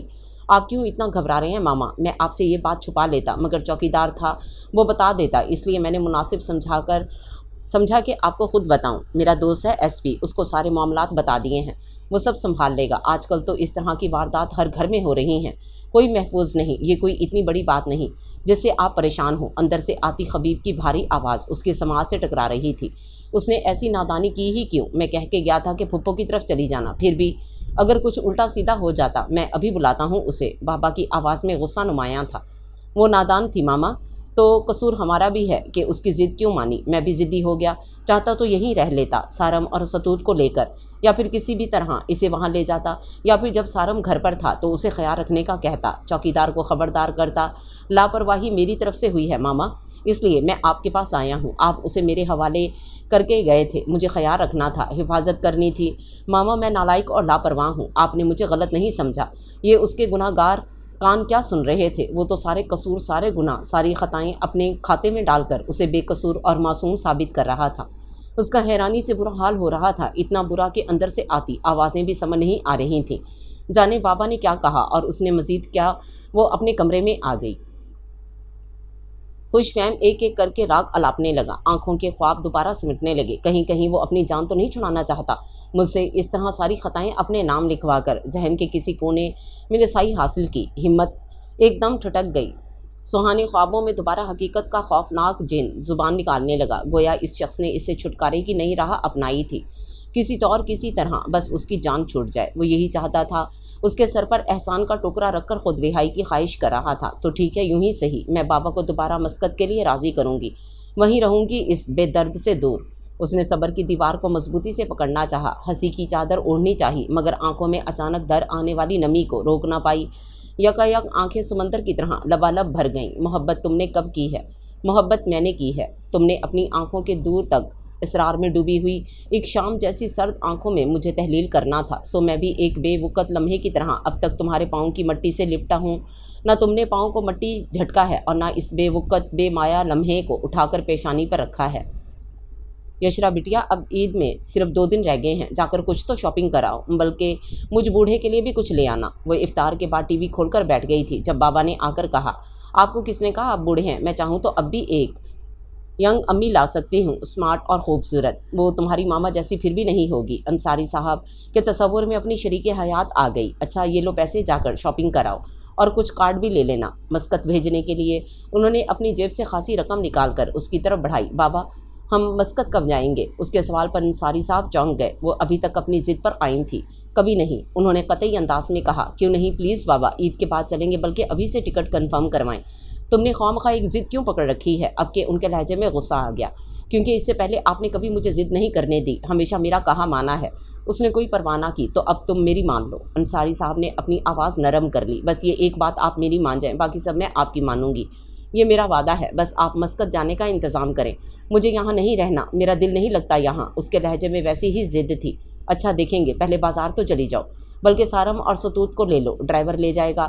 بابا آپ مجھے پہلے کی طرح ٹال رہے ہیں، مجھے ہر حال میں مسقط جانا ہے۔ وہ ان کی بات پلٹتے دیکھ مزید ضدی ہو گئی۔ کیا مسقط لگا رکھا ہے تم نے؟ سب کچھ چھوڑ کر یہاں آیا ہوں۔ پہلے پاکستان کی رٹ لگا رکھی تھی، اور اب یہاں دل نہیں لگ رہا۔ اب نہیں سنوں گا تمہارے منہ سے مسقط کا نام۔ اس کی ہٹ دھرمی پر انہیں جلال آ گیا۔ ٹھیک ہے، نہ لے کر جائیں، مجھے یہیں دفنا دیجیے گا، مرنے کے بعد اپنے وطن کی مٹی نصیب ہو جائے گی، مجھے اس سے بڑی اور کیا سعادت ہوگی۔ اگر مما ہوتی تو میرا ساتھ دیتی، میری بات سمجھتی۔ بغیر ماں کی ہوں نا، جبھی جس کا جو دل چاہے کرتا ہے میرے ساتھ۔ وہ روتی ہوئی پاؤں پٹکتی اپنے کمرے میں چلی گئی۔ انصاری صاحب نے تشویش سے اس کے کمرے کا بند دروازہ دیکھا، پھر بھاگ کر دروازہ کھٹکھٹانے لگے، مگر وہ بہری بنی روتی رہی۔ اچھا لے کر چلوں گا، پہلے دروازہ کھولو، تمہیں میری قسم باپ کو ستا رہی ہو۔ ان کی بھرائی ہوئی آواز سن کر اس نے دروازہ کھول دیا اور جا کر ان کے سینے سے لگ گئی۔ انصاری صاحب کی جان میں جان آئی، اس کے بالوں پر بوسہ دے کر انہوں نے اسے خود سے لگا لیا۔ سوری بابا، اس نے گلو گیر آواز میں معذرت کی۔ انصاری صاحب پرسوچ نظروں سے اپنے سینے سے لگی یشرا کو دیکھنے لگے، اور کچھ دیر بعد وہ خبیب کے ساتھ تھے۔ عید کا چاند نظر آ گیا تھا، ہر طرف جیسے خوشیاں رقص کر رہی تھیں، سڑکوں اور بازاروں میں رش بڑھ رہا تھا۔ وہ بھی ٹی وی پر اعلان سن کر بابا کے بیڈ روم میں بھاگی۔ چاند سے زیادہ خوشی اسے مسقط جانے کی تھی۔ بابا چاند مبارک ہو۔ وہ موبائل پر کسی سے مصروف تھے، وہ جا کر ان سے لپٹ گئی۔ سدا آباد رہو، تمہیں بھی مبارک ہو۔ انہوں نے موبائل کان سے ہٹا کر جواب دیا۔ بابا رضیہ اور بشیرہ کو بلوائیں اور بازار سے کچھ چیزیں بھی منگوا لیں۔ شیر قورمہ مما بناتی تھیں، ہر عید پر مجھے آتا ہے، میں بناؤں گی۔ جب سے بابا نے اس کی بات مانی وہ خوش رہتی تھی۔ میں خود لے آتا ہوں، لسٹ بنا دو، ساتھ میں رضیہ کو بھی کہلوا دوں گا۔ اور تمہاری مما دم پخت اور مچھلی پلاؤ بھی تو بناتی تھیں۔ وہ شرارت سے مسکرائے، وہ شرمندہ ہو گئی۔ وہ تو مجھے نہیں آتا بابا، ہاں اگر آپ کو ترکیب معلوم ہے تو مجھے بتاتے جائیے گا، کچھ تو بن ہی جائے گا، دونوں مل کر بنائیں گے۔ کوشش کرے تو بندہ کیا نہیں کر سکتا، اور کھانا پکانا کیا مشکل ہے، بس چولہا ہی تو جلانا پڑتا ہے۔ ہاں، اور چولہے کے ساتھ دل بھی۔ خیر میں لینے جا رہا ہوں چیزیں، ستوت کو یا سارم کو یہاں بھیج دیتا ہوں۔ ہاتھ میں پکڑا موبائل آف کر کے انہوں نے سلیپرز پہنے۔ بابا آپ نے موبائل آف نہیں کیا اتنی دیر، چاہے کوئی ہماری ساری باتیں سن رہا ہو۔ اس نے ٹوکا۔ ہماری باتیں ہی کیا تھیں، اور ہو سکتا ہے اس نے آف کر دیا ہو۔ انصاری صاحب نے لاپرواہی سے کہا۔ بس سب سے زیادہ تو آپ کی بیٹی کے سگھڑ پنے کا راز کھل گیا۔ وہ جس وقت سودا لینے چلے گئے، یشرا ڈرائنگ روم میں آ کر جائزہ لینے لگی کہ کیا کیا صفائی کروائی جائے۔ رضیہ اور بشیرہ کو بابا نے بھیجنے کا کہا تھا، پھر ستوت کو بلانے کا سوچنے لگی تاکہ اس سگھڑ آپا سے مشورہ لے سکے۔ جب ہی آہٹ پر پلٹی، یقیناً بابا نے ستوت کو کہہ دیا تھا۔ اس نے نگاہ اٹھائی تو ٹھٹک گئی۔ کڑکڑاتے کاٹن کے سوٹ میں اپنے دراز سراپے کے ساتھ خبیب کھڑا تھا۔ اس دن کے بعد سے آج اس نے اسے دیکھا تھا۔ بابا سودا وغیرہ لینے گئے ہیں، اس نے قدرے رکھائی سے اطلاع دی۔ مجھے بتا کر گئے ہیں۔ وہاں سے اطمینان بھرا جواب ملا۔ وہ حیران ہوئی، کیا بابا نے اسے بھیج دیا تھا بجائے سارم یا ستوت کے؟ میں تم سے کچھ پوچھنے آیا ہوں، بیٹھو اور میرے سوالوں کا جواب دو۔ خود بیٹھ کر اسے بھی اشارہ کیا۔ وہ بری طرح کھول گئی، اس کے انداز و لب و لہجے پر جیسے اس پر احسان کرنے آیا ہو۔ یہ کوئی کمرہ امتحان یا انٹرویو پینل نہیں ہے جو میں آپ کے سوالات کے جوابات دینے کی پابند ہوں۔ فضول بحث مت کرو اور بیٹھ جاؤ۔ اب کے آواز میں کرخدگی کے ساتھ جلال بھی آ گیا۔ وہ ناچار بیٹھ گئی۔ دوسروں کو ستانے کا شوق کب ختم ہوگا؟ کب تک بچہ بنی رہو گی؟ میں نے کس کو ستایا ہے؟ وہ تیر کی طرح اس مغرور شخص کو دیکھنے لگی جس کے چہرے پر خشونت تھی۔ ماما کو؟ اور کس کو؟ کیوں ضد کر رہی ہو مسکت جانے کی؟ یعنی اسے ساری خبر تھی۔ اسے بابا پر غصہ آ گیا۔ آپ سے تو نہیں کر رہی ضد، اپنے بابا سے کر رہی ہوں۔ اسے سخت غصہ آیا۔ ٹانگیں الگ بوجھ اٹھانے سے انکاری ہوئی۔ کوئی ضرورت نہیں ہے کہیں جانے کی یا ماما کو ستانے کی، خاموشی سے رہو۔ نرمی کے بجائے سخت لہجے میں خواہ روب جمایا جا رہا تھا۔ وہ کھول گئی تاہم اس کے انداز پر دل سہم گیا۔ آپ کون ہوتے ہیں مجھ پر روب جمانے والے؟ میری مرضی کہیں آؤں جاؤں۔ حت المکان اس کی طرف دیکھنے سے گریز کیا۔ اس کی شعلہ اگلتی آنکھیں اور خشونت بھرا چہرہ سارا اعتماد ہوا کر دیتا تھا۔ 5 ماہ پہلے میں یہ حق حاصل کر چکا ہوں، کئی 100 لوگوں کی موجودگی میں۔ کوئی ضرورت نہیں ہے کہیں جانے کی، میں نہیں مانتی اس حق کو۔ وہ جلبلا گئی، گویا ذل الہی کا حکم سنایا جا رہا تھا۔ نہیں مانتی تھی تو روزانہ ٹیرس پر لٹک کر میرا انتظار کیوں کرتی تھیں؟ میرے آنے جانے کے اوقات کیوں یاد رکھتی تھیں؟ بار بار میرے سامنے کیوں آتی تھیں؟ وہ بری طرح دھاڑا تھا۔ یشرا کا سکڑا سمٹا دل اچھل کر حلق میں آ گیا۔ کیسی سبکی، کیسی شرمندگی تھی کہ وہ جھوٹ بول کر بھی اپنا دامن نہیں بچا سکتی تھی۔ اس شخص کے ہاتھ ایک پوائنٹ آ گیا تھا۔ آپ نہیں مانتے اس حق کو؟ نگاہیں اٹھائے بغیر اس نے پھنسی ہوئی آواز میں کہا۔ کیا چاہتی ہو؟ فلمی ہیرو کی طرح تمہارے ارد گرد گھوم گھوم کر گانے گاؤں، فضول جذباتی ڈائیلاگ جھاڑوں، عشقیہ شعر بھیجوں یا آسمان سے تارے توڑ کر لاؤں؟ اتنے لوگوں کی موجودگی میں میرا اقرار تمہارے لیے کافی نہیں تھا؟ وہی کی وہی کرخدگی، وہی سرد لہجہ۔ یشرا کا دل بھر آیا۔ اس شخص کی نظر میں اس کی حیثیت یوں تھی جیسے کمرے میں پڑا ہوا سامان ہو جس کے ہونے یا نہ ہونے سے کوئی فرق نہ پڑے۔ آنسو گالوں پر بہنے لگے۔ کیسا کھٹور بے درد شخص تھا! تمہیں سوائے رونے کے اور کچھ بھی آتا ہے؟ اب رو کیوں رہی ہو؟ کیا کہا ہے میں نے؟ وہ مزید زور و شور سے رونے لگی۔ بقول بابا کے وہ نرم خو پرخلوص محبت کرنے والا شخص تھا۔ ابھی اگر آ کر اس کا انداز اور رویہ دیکھتے تو اپنے مشاہدے اور تجربہ کاری پر خود کو ہی ملامت کرتے۔ ایسے کیوں رو رہی ہو؟ کیا مر گیا ہوں میں؟ اتنے سفاک لہجے پر اس نے چونک کر نگاہ اٹھائی اور دل پر ہاتھ رکھا۔ اس کے اتنے بے ساختہ انداز پر وہ اسے دیکھ کر رہ گیا۔ جو کچھ ہے تمہارے دل میں کہہ دو۔ تمہارا رویہ اچانک کیوں بدل گیا؟ کیوں تم سب سے متنفر ہو گئی؟ وہ کچھ نرم پڑ گیا تھا۔ وہ ہونٹ چباتی رہی۔ کیا کہتی، کیا بتاتی؟ وہ کچھ دیر صبر سے انتظار کرتا رہا۔ کیا پوچھ رہا ہوں؟ سمجھ نہیں آ رہی ہے؟ پھوٹو منہ سے۔ مجھے الہام نہیں ہوتا۔ وہ دوبارہ دھاڑا تھا۔ یشرا گھبرا کر اس پل میں ماشا شخص کو دیکھنے لگی جو دل کی سب سے اونچی مسند پر بیٹھا تھا۔ آپ مجھے پسند نہیں کرتے، میں درد سر ہوں آپ کا، دن رات کا سکون چھین لیا ہے میں نے، آپ کا سونے کا چمچ لے کر پیدا ہوئی ہوں اس لیے۔ گلے میں پھنسا ہوا نمکین گولا آنسوں کی شکل اختیار کر گیا۔ آپ میرے لیے نوکروں کی فوج جمع کر سکتے ہیں، آپ کی نظر میں بے وقوف احمق ہوں، مصیبت ہوں، آپ کا آئیڈیل کوئی میچور۔ آگے کا جملہ ہچکیوں نے روک لیا۔ اپنے بے مایا ہونے کا احساس تقویت پکڑ گیا۔ تم لوگوں کی چھپ کر باتیں بھی سنتی ہو؟ مزید سختی سے پوچھا گیا۔ وہ سو کرتی مسلسل روتی رہی۔ احمق اور بے وقوف تو تم واقعی ہو۔ جو کچھ سنا اسے اپنے بچکانہ ذہن سے سوچ لیا۔ میں تمہیں وہ ساری آسائشیں، وہ سارے آرام دینا چاہتا تھا جو تمہیں ماما کے گھر میسر ہیں، مگر ماما اور امی مسلسل رخصتی پر زور ڈال رہے تھے، اس لیے مجھے غصہ آ گیا تھا۔ پھر تمہاری ساری احمقانہ حرکتیں۔ میرا مزاج ایسا ہی ہے، اب بھی سوچ لو۔ وہی شعلہ و شبنم انداز تھا اس شخص کا۔ اس نے آخری جملے پر روتے روتے سر اٹھایا۔ وہ سامنے بیٹھا تھا مگر قرار پھر بھی نہ آیا۔ شخص جو دل کا مکین تھا کتنے قریب تھا، دل جیسے ٹھہر سا گیا مگر قرار پھر بھی نہ آیا۔ مگر آپ نے تو کہا تھا۔ وہ آگے اور شکوہ کر دی مگر اس نے بات کاٹ دی۔ یشرا اس کا سنجیدہ اور سچا چہرہ دیکھنے لگی۔ جو کچھ کہا تھا اسے چھوڑو، جو کہہ رہا ہوں اسے سمجھو۔ تم مجھے دل سے قبول ہو اور حبیب رضا کو کوئی بھی انسانی طاقت اس کی مرضی کے بغیر کچھ بھی کرنے کے لیے مجبور نہیں کر سکتی۔ اور یہ بھی یاد رکھنا، میں اتنی وضاحت بھی کسی کو نہیں دیتا جتنی تمہارے آگے کر رہا ہوں۔ اس چھوٹی سی ناسمجھ ضدی قدرے بے وقوف لڑکی نے تو اسے شاید پہلی ہی ملاقات میں زیر کر لیا تھا۔ بس وہ خود سے چھپتا پھر رہا تھا مگر دل اس کی اس بچکانہ شدید محبت پر مغرور بھی بہت تھا، مگر وہ اظہار کرنا نہیں جانتا تھا۔ وہ تو جس دن حادثہ ہوا تھا اور وہ ذلیل شخص جب یشرا کے بال پکڑے اس کا نازک وجود گھسیٹ رہا تھا، تب اس کا دل جیسے درد سے بھر گیا تھا۔ وہ بنا آگے پیچھے دیکھے اس پر پل پڑا تھا جس نے اس کا معصوم چہرہ چھونے کی کوشش کی تھی۔ ایک آگ تھی جو اس کا سینہ جلائے جا رہی تھی، اس پر ایک وحشت سوار تھی۔ جب تک اسے ہوش نہیں آیا تھا وہ وہیں اس کے سرہانے کھڑا بے قراری سے اس کا چہرہ دیکھ رہا تھا۔ اب اٹھو اور جا کر کوئی چائے کافی بنا کر لاؤ، ماما آتے ہوں گے، اور دوبارہ مسکت جانے کی بات مت کرنا ورنہ مجھ سے برا کوئی نہیں ہوگا۔ شاید حالات کے تھپیڑے سہ کر اس کا لہجہ ہی چٹانی ہو گیا تھا۔ آپ سے برا اب بھی کوئی نہیں ہے۔ وہ منہ بسور کر اٹھ گئی۔ وہ بے ساختہ ہی مسکرا دیا۔ یہ لو تمہارے لیے امی نے بھجوایا ہے۔ خبیب نے مخملی کیس نکال کر اسے پکڑایا۔ اس نے ہاتھ آگے بڑھا کر لے لیا۔ دل مرجھا سا گیا تھا۔ اگر کچھ خود ہی لے آتا، چاہے ایک تھولی ہوتا یا پھر امی نے بھجوایا ہے نہ کہتا۔ بیوی تھی وہ اس کی، لوگ محبوبہ کے لیے ڈھیروں گفٹ لے کر جاتے ہیں۔ اس نے بے دلی سے کیس کھول کر دیکھا، چھوٹا سا لاکٹ تھا۔ حبیب اس کے چہرے کے اتار چڑھاؤ دیکھ رہا تھا۔